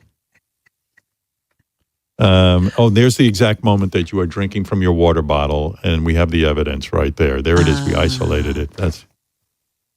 What is this? Sam's Star Wars Day video. Oh, in honor of Star Wars. Yeah, we put up on Instagram. I saw that video. Sam's nerd girl character pestering JD outside his office. And yeah, I'll play you the audio, but it's a fun video to watch. She dressed up as like that character she does. That character she plays. Yeah. Who's in love with JD. Yes. Here it is. Hello. Yes. Do you know what day it is? You tell me. It's May the 4th. You want to celebrate together? Not really, no. You want to smell my lightsaber? No, I don't actually, no. Get out of here. I'll be your C-3PO. Put a baby Yoda in me. No. What are you doing later? Put a baby in me, I'll be your C-3PO. But anyway, Sam getting a lot of compliments on the character and the video. Sam is the best addition to the show. I love her. This is such a great very character. Creative. Hello, this is the content we all needed this morning. Can someone ask Sam how she feels that she is a sex symbol for the fans now? So, Sam, evidently this guy claims you are some sort of sex symbol on the show. We've always left that job up to Robin, but might be nice to... It's nice Take a to look. move it along, yes. Well, nice to nice to take some of the pressure off of you. Sex symbols are young. I think Sam... I think with her ass-eating reports and evidently, according to this fan, you are a sex symbol. Have you seen evidence of this? Are people I don't writing see it you? that way, but that's No, nice. no, but I mean, has anybody talked to you about this? Do people approach you differently? Yeah. I mean, no, not really. I guess there's some comments that have happened, but other than I don't pay attention to that. That's very nice, but no. Well, it turns out you're making a big hit with the fans with your character, JD's girlfriend. Oh, yeah, that's fun. You and JD should go to see The Mandalorian and Grogu together. Yeah, I'll be a C-3PO. He could be my hard 2D2. Right. I love that. I like. I watched that video on Instagram where you're, and then you're chasing him around with your lightsaber. Yeah. I thought that was pretty good. Yeah. Yeah, want to smell it? JD, where are you? Hello? When did you make that video? A couple weeks ago. Yeah, it was fun. Yeah, it's pretty good. Yeah. Were there a lot of outtakes? Yeah, I was Yeah. licking the lightsaber, making him really uncomfortable, licking the glass of his office door. I tried to Lady and the Tramp a chicken nugget with him. He was not into it. It was fun. We had fun. I had fun. JD, Did JD had an like okay it? time. Here's your boyfriend. JD, I think, doesn't know what to do. Sam, time to get into character. Your boyfriend's here. Hey, JD. No, she was leaving stains on my glass, like blowing on it and fucking like licking it and doing God knows what. She had like this fake snot under her and under her nose. And I was like, Sam works with props when she works with props when she's in Daniel character. Day-Lewis over here. Yeah, but my pubes look like the mighty Chewbacca. All right. Oh, boy. We're coming on to JD pretty hard. You didn't like it, huh, JD? It was ridiculous. And then it wouldn't leave. Like, I don't know how long this video was supposed to be, but they just kept going and going and going. And then she's pulling chicken nuggets out of her fucking pocket and putting it in her mouth and coming towards you. I'm like, get out of here. She was trying to. Were you trying to seduce him with your chicken nuggets? Yeah, I think he had a boner. Either that or he had a McRib in his pocket. I don't know. Hello? Did you have a boner or a McRib in your pocket? I had neither one. Neither one. You could blow up my Death Star with your tongue. Hello? Yeah, so the concept is you're really in love with JD and you want to go out with him. Yeah. Yeah. Don't you get it? No, I get it. Okay. Want to hear about Yoda? Yeah. Okay. Wet you make me. In you should put it. Do you get it? Yeah, we got it's it. Like Yoda. No, It's do it. like Yoda, but it's about sex. Do it in a Yoda voice. Okay. And you should put it. I don't think this character knows how to do voices. And you should put it. Hello? And you should put it. I think you should chew on my baka. I think. Are you? By the way, do you collect cards like JD does? Are you into that? Yeah, of course. Oh, you are. She's Pokemon cards. Yeah. I don't Oh, do. you're Pokemon. How many my Pokemon God, cards? You remember. Wow. You've only said it 50 fucking times. I got like 4,732 Pokemon cards. Yeah. Pokemon. Do you keep them in special cases and things Yeah, like I got JD like does? the plastic. I got a few binders. I have a special edition Raichu card, stuff like that. Yeah. Hello? Yeah. Okay. Aren't you into that? You don't like that? I'm not into Pokemon cards. Oh. But listen, it's part of the hobby. I'm not gonna. Yeah. Whatever. I keep them in my shower because I don't use it a lot. Have you ever been with a man, or would JD be your first? I think JD will be my first. Yeah. Wow. It'd be nice. Yeah. Do you know what romantic love is? I mean, you've never had it.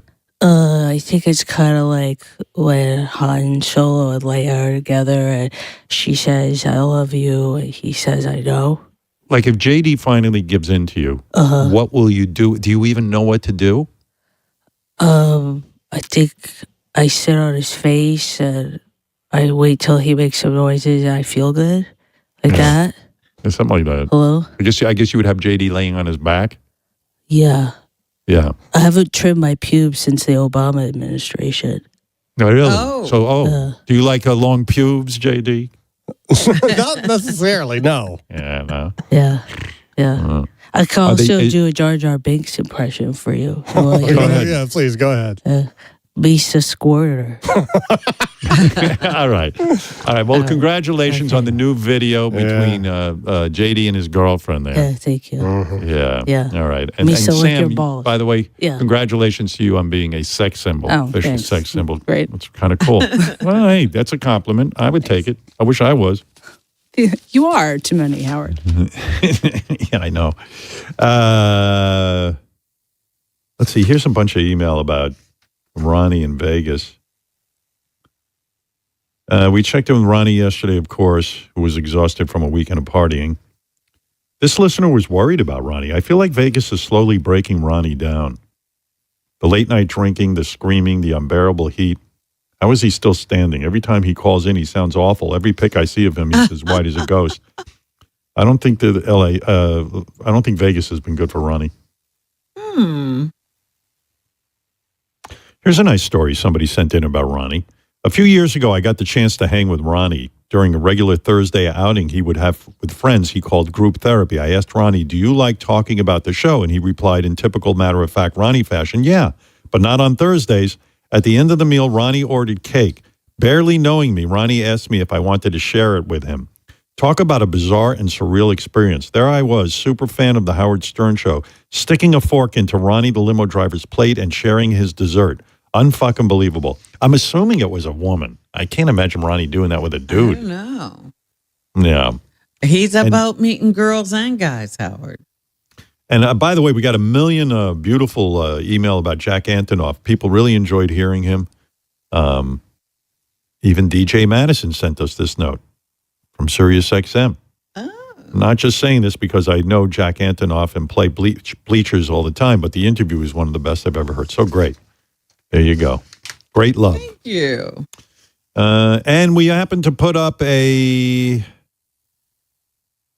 YouTube, we're putting up interviews and stuff. And we put up Benny Blanco's interview from I saw that. 2024. And we got a lot. It's really funny, because a lot of people who don't hear us on SiriusXM, great Benny Blanco interview, a man that knows how to romance the soul as a keeper. I really like him. You can't deny how talented he is. Benny Blanco gives off a warm, honest vibe. Plus, he's musically brilliant and humble. So he's getting a lot of nice comments.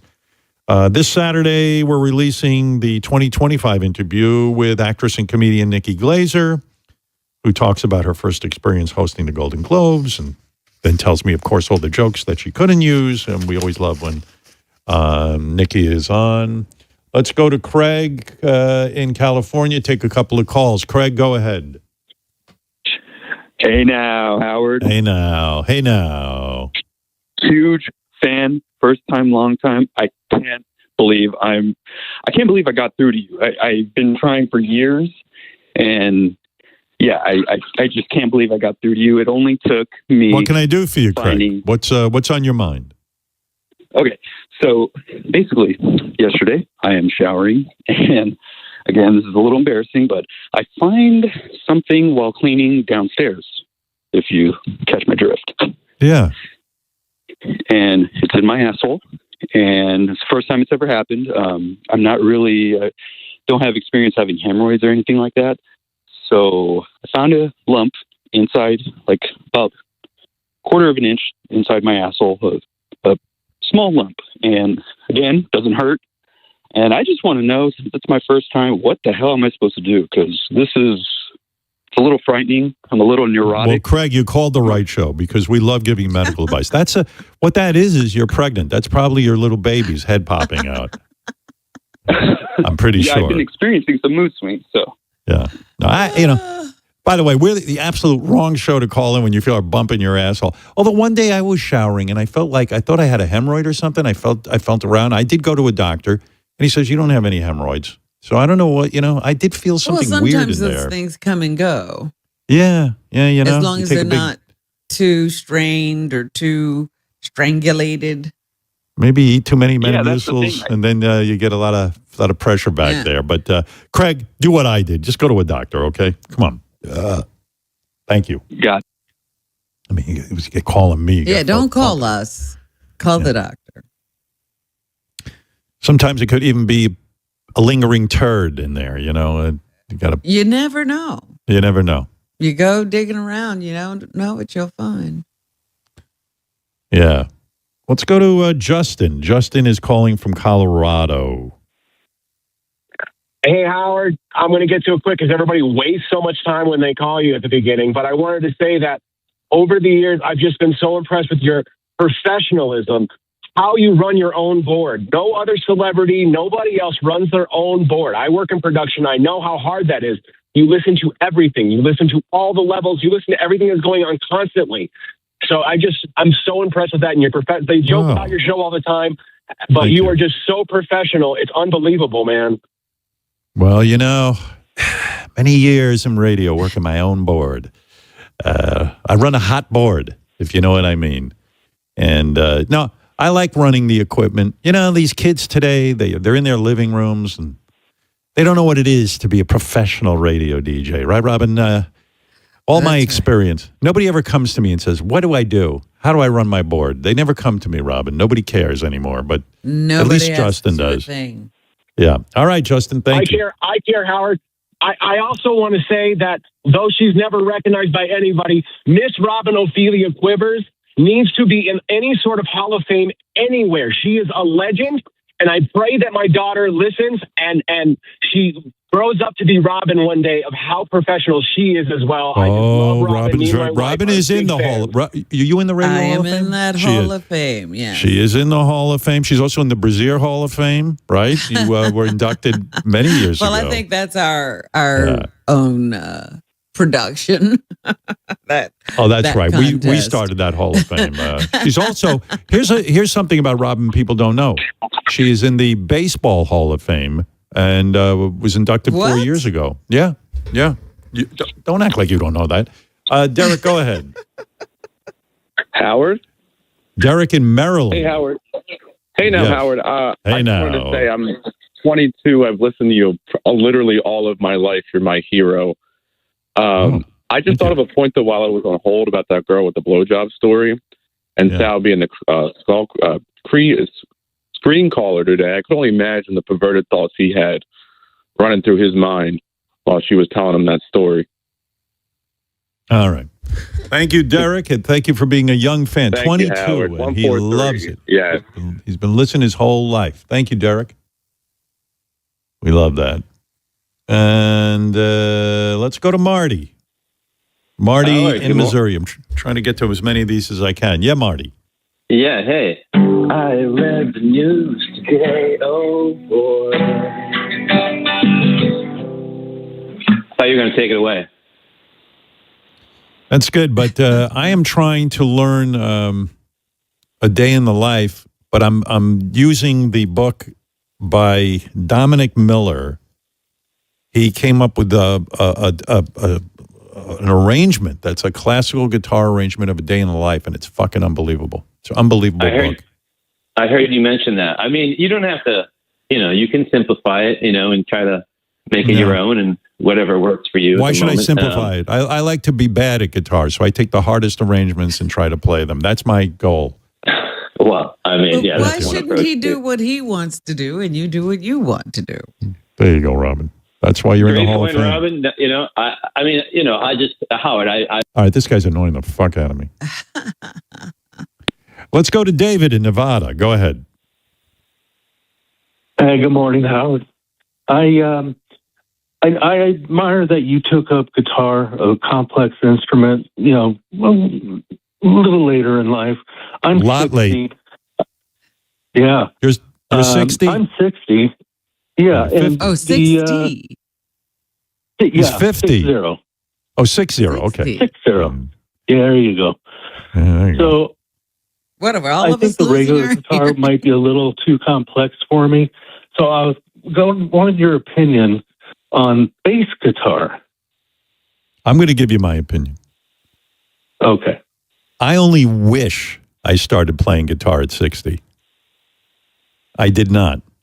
I waited 10 more years before I started. And I would have been, I would have been 12 years into it now, and I would have been a lot better at it. So I can't tell you enough that whether it's the bass or the guitar, I don't give a shit what it is, anything you want to learn, you got to start today. And what I mean by that is you got to begin. And certainly with music, I've got to tell you, I didn't know this my whole life, and it pisses me off. It is so gratifying when you learn a song, even if you can't play it well. But there's something about learning that world and learning how to read music and learning how to think like a musician. I'm enjoying the hell out of it. It's very difficult. It's frustrating. There have been days where I said, what the fuck am I doing? I'm not that good at it, and I it's just so much work, and I can't get it, and I'm sitting here struggling with the C major scale, and I can't get it, whatever it is. But the overall effect is, I really wish that everyone would find some joy in either music or painting or something, some passion, and then really devote yourself to it. But you got to really devote yourself to it, and it is a discipline. Like when I started playing guitar 2 years ago, I said, I will practice every day. Even if I only have 10 minutes, I will practice every day. I will get, at some point in the day, I will pick up a guitar and try. And I mean, it's been an interesting experience. I'm totally fascinated by it. I think you should absolutely do it. Well, I appreciate that. And you, I mean, I've been listening to you for 35 years. Your guitar playing has way improved from 2 years ago. I mean, I'm not just trying to, blow smoke up your butt. It is truly, truly improved. All right. Well, get to it. We'll start a band. All right? All righty, Howard. Thank you. Cool. All right, David. Meanwhile, I watch on YouTube a lot of different videos and people talking about music and analyzing music. And now all of a sudden I'm running into this 8-year-old producer. Yeah. Who's just got a command of all kinds of music, and he sits at a board and he starts to put in drums and, he's teaching this girl how to sing a song he wrote. It's fascinating. That's the shit you got to avoid. I'm telling you, what Robin's talking about is absolutely true. The only time I get depressed when I'm in this guitar journey, I keep myself off of YouTube and watching these so-called experts and 8-year-olds playing like, they're professionals. It absolutely is debilitating. There's also a ton of YouTube videos of people who go, here's the secret you need to play really well. And for a while, I was such a sucker. I would watch these things and you feel like a moron and you're like, well, wait a second. I don't know. How come I don't know this? It's just, it's debilitating. And especially seeing these little kids. I saw was he was taken to Electric Light Studio. So he's going into a studio with real instruments. Yeah. And he goes, I think I'm going to lay down some, and he sits behind the drum and he starts drumming. No, you don't want to watch that. And that. then he moves, it just drives me crazy. You don't want to do it. This is Stevie Wonder's Rhodes. And he starts playing this piano that Stevie Wonder must have used at some point. Yeah. That's the kiss of death. I look at that and go, maybe I should have learned to sing. Yeah, it's just. Oh, here's a guy, Actor Jack. He's an actor. I'm assuming if he's called Actor Jack. Says he has a fix for my prostate, for my penis dripping after I pee. Oh. Go ahead. What's the solution, Jack? Howard. Listen, I had a problem with my bladder wouldn't completely release, and my doctor told me there's this new thing called the Urolift. Have you ever heard of it? Uterith? Urolift. Urolyft. And what it does is, when you got the enlarged prostate, it kind of relieves the pressure. I did it like 5 years ago, and I'll tell you what, Howard, I pee like 3 times a day. Everything's normal again. It's like when I was 19. I couldn't believe it. And it was like the doctor did it right in the office. Are you talking about the surgery where they go up through your penis and cut your prostate down to size? No. They, I wouldn't let them do that. They kind of go through your butt, like the way they do a prostate exam, and they put this Urolift in, and it literally relieves the pressure on your urethra, like on that, so that you can. Because what the problem was, I always felt like I had to pee, and it always felt like all this pressure, but I wasn't quite, fully, emptying out. Never heard of it, Actor Jack. Never heard about it. Well, and yes, I am an actor. And by the way, I'm assuming your last name is Nicholson. Actor Jack Nicholson. If you call yourself Actor Jack, you better have a good list of credits. What was your biggest role, Actor Jack? I've done about 150 films, and I just won the award for best TV pilot, crime TV pilot in Strange Anomalies. I'm starring in it, and I'm shooting another one.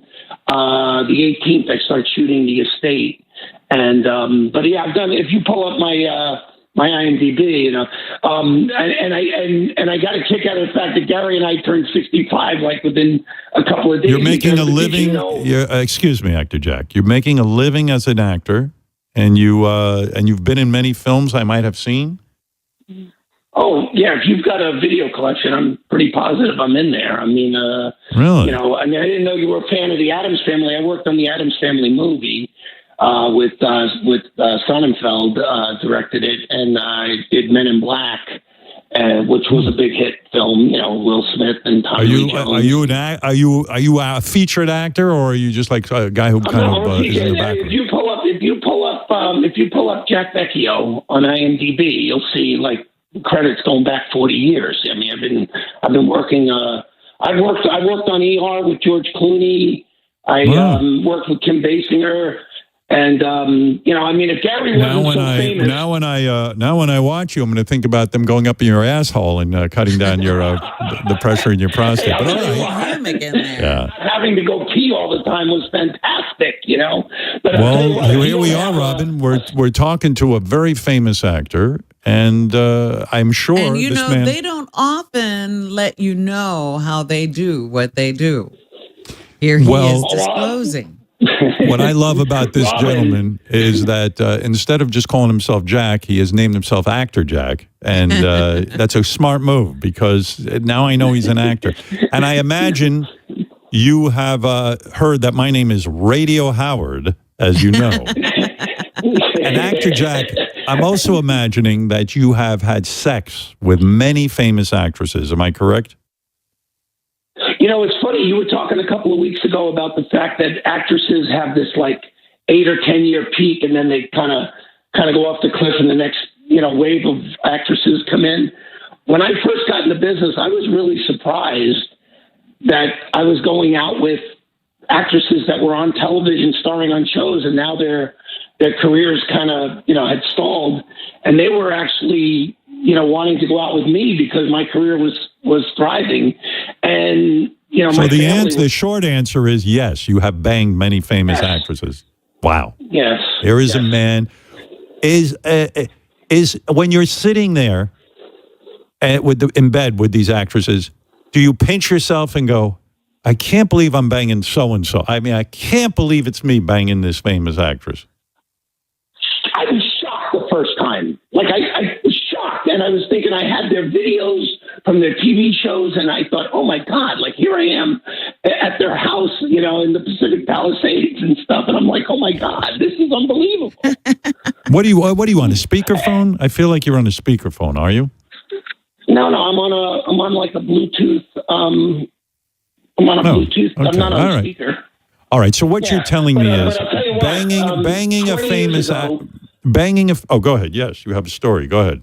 Yeah, 20 years ago, when you guys first got to Sirius, I did an old school letter to Robin, and a friend of mine produced a show called 100 Years of Broadway. I wanted to take her to the show, a little dinner, a little show. I wanted to take her out. And so what you're saying is Robin, in her foolishness, could have been with a famous actor who has banged many famous actresses, and she blew it, is what you're saying. Wow, Robin. I never heard from her, and it was That's kind the of point. surprising, 'cause She doesn't know a good thing. She needs me to screen her mail. I'm telling you. I never saw that letter. Sorry. Well, actually, Robin, if you had responded a few years later, I met my wife, and I wouldn't have entertained going out with her if I had been already seeing you. So you actually not responding, I ended up meeting Robin, my wife. So you could have been living in the Pacific Palisades right I'm now. so happy that he met his wife. Yeah, I'm happy for him too. All right. Thank you, Actor Jack. Fascinating. Here's a man who has banged many famous actresses and has enjoyed it. And I assume Couldn't you're saying believe that. it. What is better, banging a regular woman or a famous actress? well, I'm about the personality. I'm about the person's personality. I mean, it doesn't. Good answer. Once I got over the fact that they were famous and that this was pretty normal. When I would stay in L.A., models would let me stay at their house with them, and they were hoping to get on like a movie or something that I'm working on. But I have worked. I've worked with George Clooney. I worked with him on that's ER. good enough for me. It was like the biggest show on the planet. All right, Actor Jack. Thank you. All I right, Howard, appreciate take your care, call. man. Thank you. Good luck with your prostate. Peek behind the scenes. What you just heard, Robin, is you are correct. You heard an inside scoop on what it is to be with. Now, listen, I don't want to argue with the guy. Banging famous actresses are way better than anything. You take it from your hero. I think Jack was trying to be a gentleman. But when you're with a famous actress, I'm not saying it's me, but when you're with a famous actress, suddenly your self-esteem goes way up. For somebody with low self-esteem, I got to tell you, all of a sudden you're like, wow, look at me, Mr. Big Shot. That is a Sacha Baron Cohen impression. Quickly, Marianne, you have the last word. Just quick. I got to get out of here. Quick. I love you so much, Howard. I want to tell my husband banging a famous actress is everything. Anyway, all my dad's books are coming. I think I have 8 to 10 copies. I can't remember because I ordered them a long time ago. And I wish if Beth makes another book, I could be author. But I have to talk about the video, the skipping video. That video's got to go viral. It's got to be 10 million views. Mike Perlman thinks he's so unmanly skipping like that because he's afraid, Howard. Well, I see by Mr. Clock is saying I have to go. The Epstein files, I believe that was what I she was see. like. Okay. Yeah. We'll have to But you ran out of clean time. that up for later on. Yeah. No, that's Marianne from Brooklyn. Thank you, Marianne. So sweet. Bought 8 copies of Beth's book. Beth, thank you for being on. And the book is called Coco and Stephen. It's a beautiful book. And it's out today. Today's the day that you can get it. Yes. And it's for charity. All for charity. All the money goes to charity. And I guess that's it. I got to wrap up. Oh, next week, Weird Al will be here. I always like when he comes by. Oh, yes. Yes, Weird We Al haven't seen him Yankovic. in a long time. No, not in a long time. I always like hearing about what he's up to. Talented guy. I did want to mention Geez, I barely got to anything today. I'm looking around. I didn't do the Jizz Mopper. I didn't get to JD at the Rage Room. Oh my God, I didn't tell you. I have a whole report on Wolfie dealing with Bigfoot. Oh, Jeez, dear. well, we're going to get to it next time. Come on, Robin. You know that I can't get to everything. We got to some stuff. You talked about JD and the Jizz Mopper. Was it JD and the Jizz Mopper? No, Wolfie and the JD. Jizz Mopper. Wolfie. Come on, Robin. You talked about that yesterday and this morning, and still didn't get to it. Well, but we did get to some good stuff, like a very lively Fred Norris. I don't know where that came from. Yeah, I don't know what you did, but you woke him up. Yep. Crazy. Was on fire today. No, they are wrong. Thank you, Sal Governale, for answering the phones. I understand Sal was giving out medical advice when he was answering the phones. I don't know what that was about, but I'll get to the bottom Well, of it. I Please, told Sal. you he thinks he's wise. I know. He doesn't know that he's not. Doesn't know that he has zero information. Imagine somebody getting medical advice. If you did hear from Sal, don't pay attention to anything he says. This is a guy who rubbed hemorrhoid cream on his eyes and almost went blind. This is a guy who, I'm not even going to get into it. I think somebody misunderstood me. The man who stuck his finger up his ass. Yeah. He goes, I'm so worried I need advice. I go, okay. I can't really give you advice, but I suggest you go to a doctor.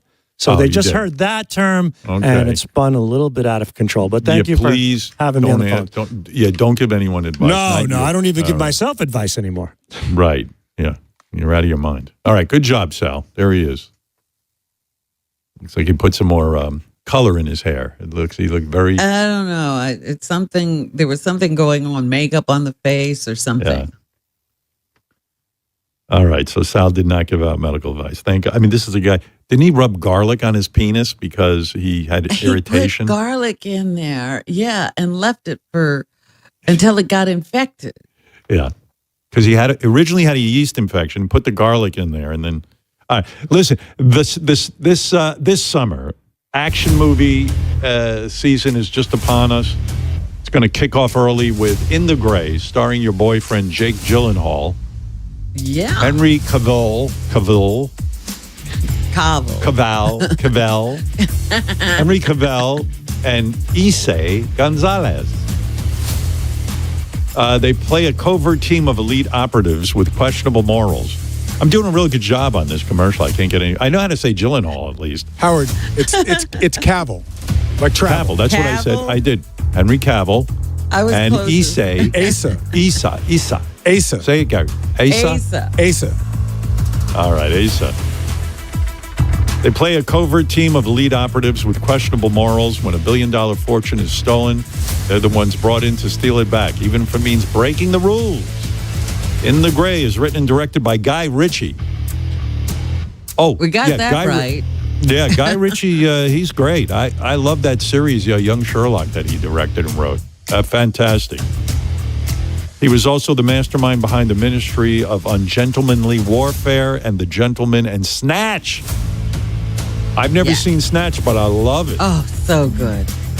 Robin, you love Snatch. Go back and get all of his early films.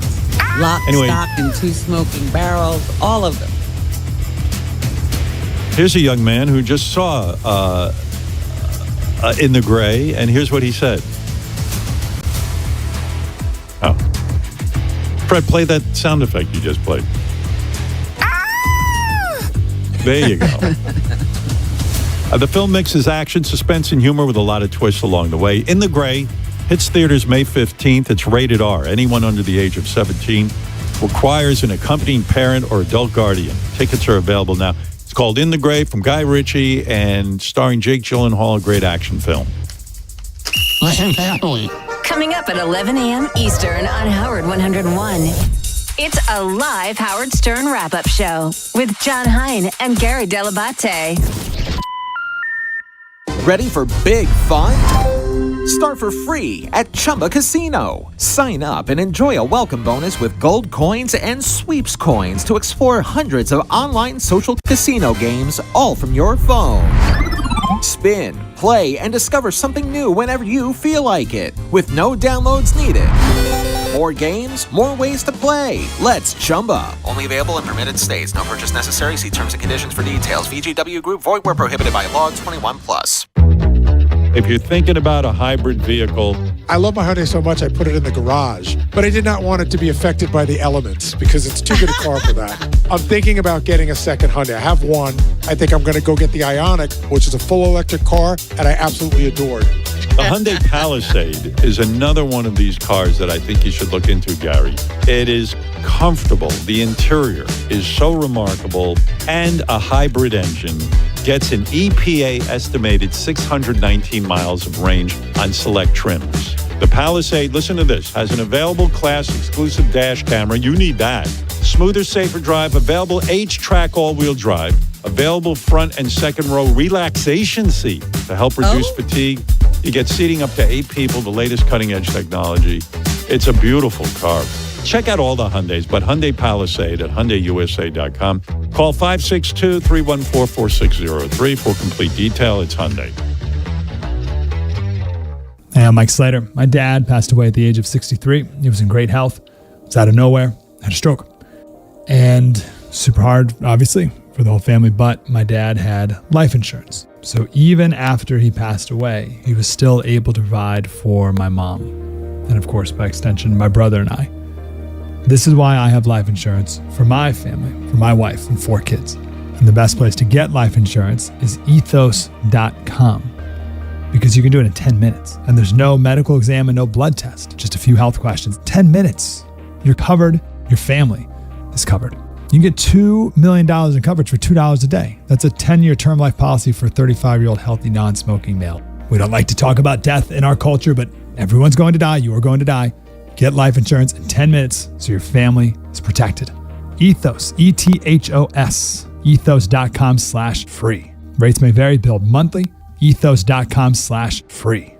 Coming soon to the Howard Stern Show, J.D. Hallmeyer goes undercover as an Italian pizzeria owner. This is my place, Toma Grassa. Toma Grazia. I get more wine, please. Can Italian J.D. fool pizza expert and Sal's father, Tony Governale? I was the first with the pizzeria. I invented the pizza topper, and I've been doing this all my life. You are the guest of honor. Will J.D. rise to the occasion or sleep with the fishes? This guy told you before, and I'll tell you now. It shouldn't be in business. Italian J.D. meets Tony Governale. Coming soon to the Howard Stern Show. It's not the best looking pizza, so you get to... You need to be shot. Holy Christ. Many times, a person hires a law firm after an injury without doing research. It can be a big mistake or not. Sometimes, after you have hired a certain lawyer, you realize you made a certain mistake. But guess what? Just because you hire them doesn't mean you can't fire them. I'm John Morgan of Morgan & Morgan. If you think you've hired the wrong firm, you may have. So do this. Google Morgan & Morgan results or visit forthepeople.com for cases just like yours. You may find that our full-service injury firm should have been your choice in the first place. Last year, almost 12,000 people discharged their law firm and hired us after further research. We became America's largest injury firm for a reason. Visit forthepeople.com today and let's get started. Or call Pound Law on your cell phone. Morgan & Morgan, for the people. Injured? Dial Pound Law or visit forthepeople.com for an office near you. Ready for big fun? Start for free at Chumba Casino. Sign up and enjoy a welcome bonus with gold coins and sweeps coins to explore hundreds of online social casino games, all from your phone. Spin, play, and discover something new whenever you feel like it, with no downloads needed. More games, more ways to play. Let's Chumba. Only available in permitted states. No purchase necessary. See terms and conditions for details. VGW Group. Void where prohibited by law. 21+. In a world in need of a hero, one man rises to the challenge in style. He is Just driving the kids to soccer practice. Make every day feel epic in the all-new Hyundai Palisade Hybrid with up to an EPA-estimated 619 miles of range on select trims, advanced tech, and class-leading interior space. Visit HyundaiUSA.com or call 562-314-4603 for more details. And hey, come on, no cleats on the seats. Hey, I'm Mike Slater. My dad passed away at the age of 63. He was in great health. It was out of nowhere. Had a stroke. And super hard, obviously, for the whole family, but my dad had life insurance. So even after he passed away, he was still able to provide for my mom. And of course, by extension, my brother and I. This is why I have life insurance for my family, for my wife and 4 kids. And the best place to get life insurance is ethos.com. Because you can do it in 10 minutes. And there's no medical exam and no blood test, just a few health questions. 10 minutes. You're covered. Your family is covered. You can get $2 million in coverage for $2 a day. That's a 10-year term life policy for a 35-year-old healthy, non-smoking male. We don't like to talk about death in our culture, but everyone's going to die. You are going to die. Get life insurance in 10 minutes so your family is protected. Ethos, ETHOS, ethos.com/free. Rates may vary, billed monthly. Ethos.com/free. Ariana Grande. What's her name? Ariana Grande. All right. Arigato Ganja. 69. Howard 100. A lot to get to. Mr. Announcer wants to announce who is on the phones today, screening phones. Yes. We have a big celebrity. Go ahead, Mr. Announcer. I'm truly shocked. He knows how to use a telephone. It's Sal Governale. Right. Thank you, Mr. Announcer, who says Sal Governale is manning the phones. If you want to talk to him about Sternthology Live, where you can make a request, we're going to be doing a 2-week special in May where the fans request their favorite bits. Yeah. Yes, Mr. Announcer. And you can talk to Sal about that. You can talk to him about coming on the air with us, which is always exciting. And, I think Sal thinks he's wise. Don't know how he came to that conclusion, but he does. And so you could ask him anything. He'll have an answer. You're absolutely right. Sal's one of those guys who... Yes, Mr. Announcer. Thank you. How you doing, Mr. Announcer? Anything you want to talk about? You want to talk about Robin? I know you're a big fan of Robin. Fun fact, I killed 27 men in Vietnam. Not during the war. On a recent vacation. Oh, okay. Well, thank you for sharing that. My. My goodness, Mr. Announcer. Hope that's a joke. Yummy. Yeah. Now, we don't know much about you, but I always like your voice, and I like how you announce stuff. You want to tell people what's coming up on the show today? We have a big agenda for the show today. We'll probably get to 3 of these things. Yeah. Go ahead. We have JD at the Rage Room, where we hear how fast JD gets winded breaking stuff. And that's not all. Oh, no. The fun doesn't stop there. Wolfie's trip to document the wet and wild life of a jizz mopper. We also have Chris Wilding's Girth Master embedded. He's a porn star with an enormous schlong. Ooh, yummy. Thank you. All right. So those are some of the things we're working on and we want to get to. Oh, yeah. Yeah, thanks, Mr. Naps. I had enough of you, okay? Does Chris's installment come in several episodes? Because I think I've heard it before. You know what it is? I must have gotten Chris's report on Girthmaster 2 months ago. And I never get it. I never get to it. It's good. It's a good piece of business. Chris we sent Chris because he's gay and he loves this guy's cock. And I was like, go ahead, go cover it if you want to. And he did. And he's salivating over this guy's penis. And it's a good piece, but I just haven't gotten to it. Sometimes. Oh, so it sometimes gets announced, me. But we never. Yeah. We never hear it. Okay. Yeah. I mean, I can't even begin to tell you how many things I have in front of me that I never get to on the show. I'll give you an example. We're in a meeting today and we're talking about the fact that Alex Jones, after all his lawsuits and everything, I guess he lost his InfoWars radio station, whatever it is, website. Yeah. Where did that go? Well, when he got sued, I guess he lost the name InfoWars. And so, because of the whole thing where he was saying that the kids who got killed at Sandy Hook, I don't know the whole case. I don't want to review it. It was whatever, yeah. Yeah, whatever he said. So I guess now I was reading in the paper that the The Onion. We love The Onion. They're a satire magazine. They're kind of like National Lampoon was in the day. So The Onion now has bought at an auction the name InfoWars, and I think they're going to turn it into a satire website. My reading comprehension is poor, so I'm sure I have some of these facts wrong. But the bottom line is that Alex Jones was saying goodbye to InfoWars, which to me sounded kind of like weird because it's not like it stopped him from doing his show. He just can't say InfoWars anymore. He's doing it somewhere else. Okay. So anyway, we're in a meeting. Yeah, we're in a meeting and the guys are, by the way, this whole story is just so Steve can do his Alex Jones impression. But so we were listening to a tape of Alex Jones signing off and he has a whole crew and he's making I just enjoy listening to that guy rant and rave. I want to thank, and I mean this, folks, when I thank you, I want you to understand, like, I mean it from the very bottom of my soul, the center of my heart. I'm a fighter. I hate tyrants. I hate bullies. I've always hated them. And you keep me in the fight. It's the most beautiful thing ever. What's going on? Like 10 people just ran in my studio. Yeah, I know. Sometimes he just goes, it's like, there's a big giant party going on here? Oh, they want to have a toast. All right. I know this is going to happen because they're turning the power off at midnight. Private detectives are coming in to close the doors. And all glory goes to Jesus Christ and our Heavenly Father that leads, guides, and directs us. We commit ourselves to God in this holy fight, and we are committed. And if God stands with us, who can stand against us? And that's how I close out. So I salute you all. What a crew. The hell we've been through has only made us stronger. Let me ask you, would you have it any other way? No. Are you not stronger now in this fight? Yeah! I salute this crew and all the viewers and listeners to this fight, and I commit myself to Jesus Christ's hands. Amen. God bless the InfoWar. Woo! You are the InfoWar. It lives forever.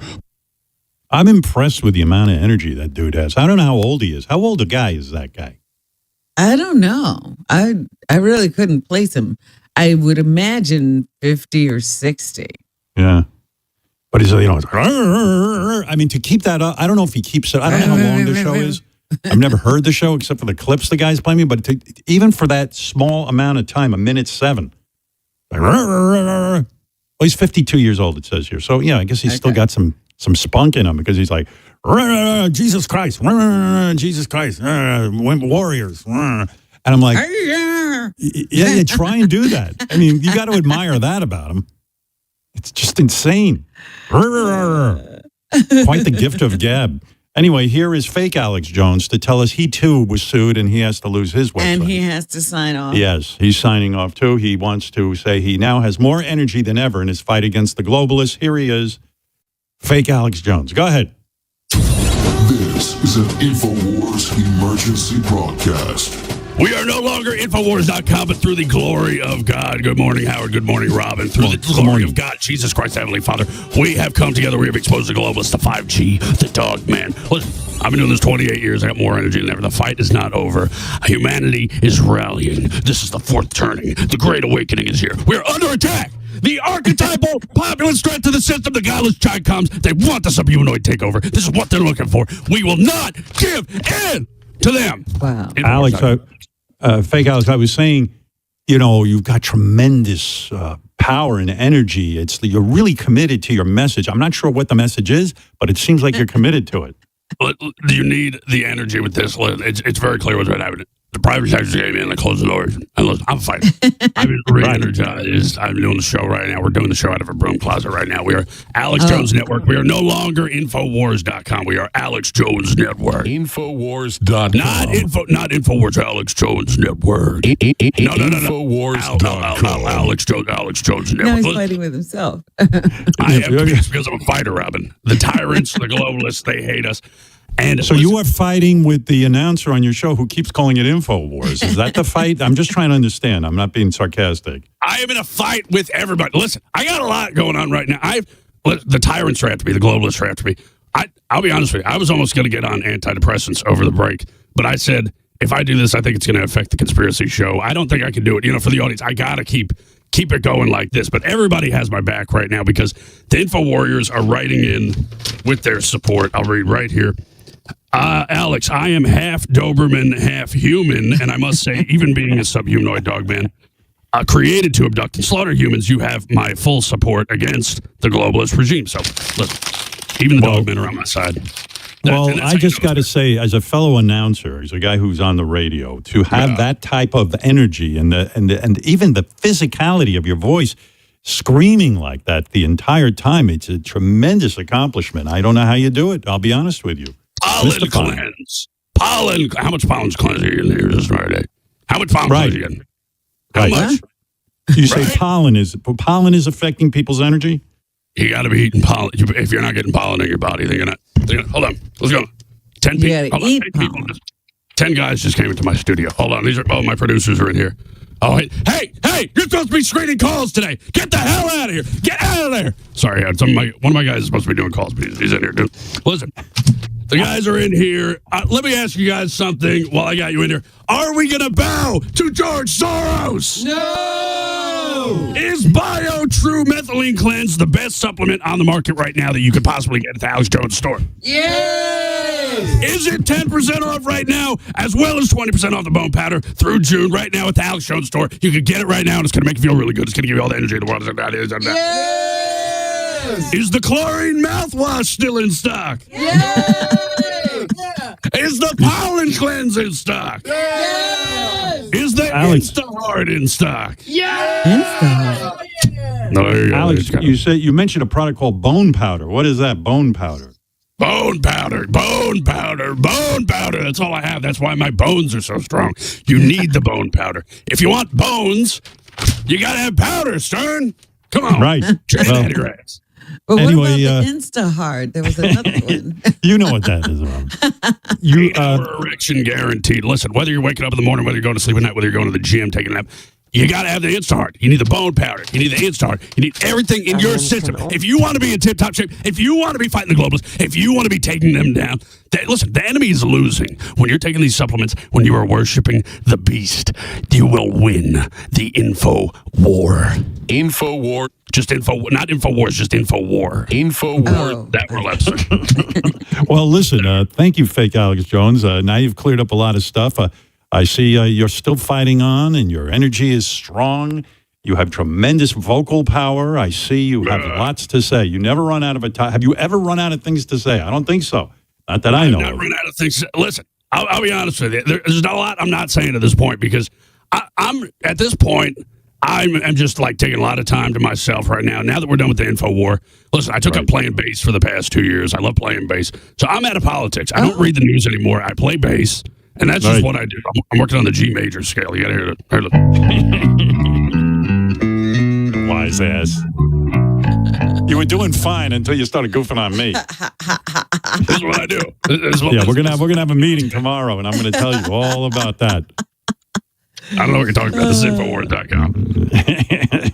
All right, go away. Infowars.com. There he is, fake Alex Jones, who says he's going to fight the war even though they took away his name. There you go. When we were kids, we had people who were on the air like this, like on the weekends, who would, talk about aliens and, Martians and how they'd seen different things come out of the sky, but nobody took it seriously. Yeah, well, times have changed. Times have gotten a little crazy. I never thought I'd see. But fake Alex Jones is a wise ass, because I was serenading the boys this morning on guitar. And I think he got it in his head that now fake Alex Jones' character would just sit at home and play guitar and not read the paper. I caught that. I said, fake Alex Jones took a break and he's taking up the bass. Right. The bass. It's a scream out there. No, John Blitt was very impressed with some of my music I was playing. He enjoyed it. I see. He asked me the name of the song I was playing, and I was like, dude, I don't even know the name of it. I couldn't think of it. But I was serenading. He was the only one listening. Everybody else ignored me. 137-98, and again, I think it would have been higher. They took out most of their starters after they just were up so they much. They don't even need to leave the good guys on the floor. No, they just say, we're done. Let's give them a break. Put our juniors in. Let them beat up on you for a while. Jalen Brunson scored 27 points in the first half. That guy's amazing. And you know what's kind of exciting? you know, last year he was great too, but he didn't have the support he has now. Now he's just loose as a goose. He's just having fun out there. It looks like he's not burning out around him. Yeah, yeah. He's and he's got some great players with him. That's what they say it takes. It takes one great player and some really great extra people, just guys around who can also shoot and defend. Just a few. Who's the big guy with the beard? I love him. What's his name, Gary? I'm spacing out. Mitchell Robinson and who's the other guy? There's Mitchell Robinson and the guy they call Cat. Can't talk sports with any of these guys. They're all busy with answering the phones. Where'd they go? Carl Anthony Towns, I think his name is Cat, they call him. I love that Carl Anthony Towns because now he just stands in right at the top of the key and he looks over everything and he feeds the ball to whoever's free. And they got that shit down. Again, I don't watch a lot of basketball and I don't know shit. But just watching them play, maybe they got a shot this year. I don't know. Okay, I'm sure they've got some tough teams coming up. But it was weird. Last night, the opening game against Philadelphia at the Garden, and they also had the Met Gala going on, that fashion party, which seems like an incredible waste of time. It's just at the Garden, too? That can't be at the Garden, is it? No, it's not at the Garden. It's at the Met. It's the Met Gala. But it's... But it ties up traffic in the city. Yeah. Well, no, I saw that Ben Stiller's always at the Knick game. And I guess he had to accompany his wife to the Met Gala. I'm sure he was bummed. Oh, it was a hell of a game. To take a night off? Yeah. I don't know. I just hope the Knicks really get into that stuff. I just hope the Knicks don't get real good to the point that I can't get front row seats. They're never going to stop giving you front row seats. As long as I'm super famous. Well, that's the thing. You got to be very, very famous. You're not going to go out when you're not famous. Yeah, no. My plan is once I'm not famous anymore, I'm not going to be calling my man over at the Knicks to get those courtside seats. You're not going to go out. No, I don't want to hear that conversation. That would be the day I just kind of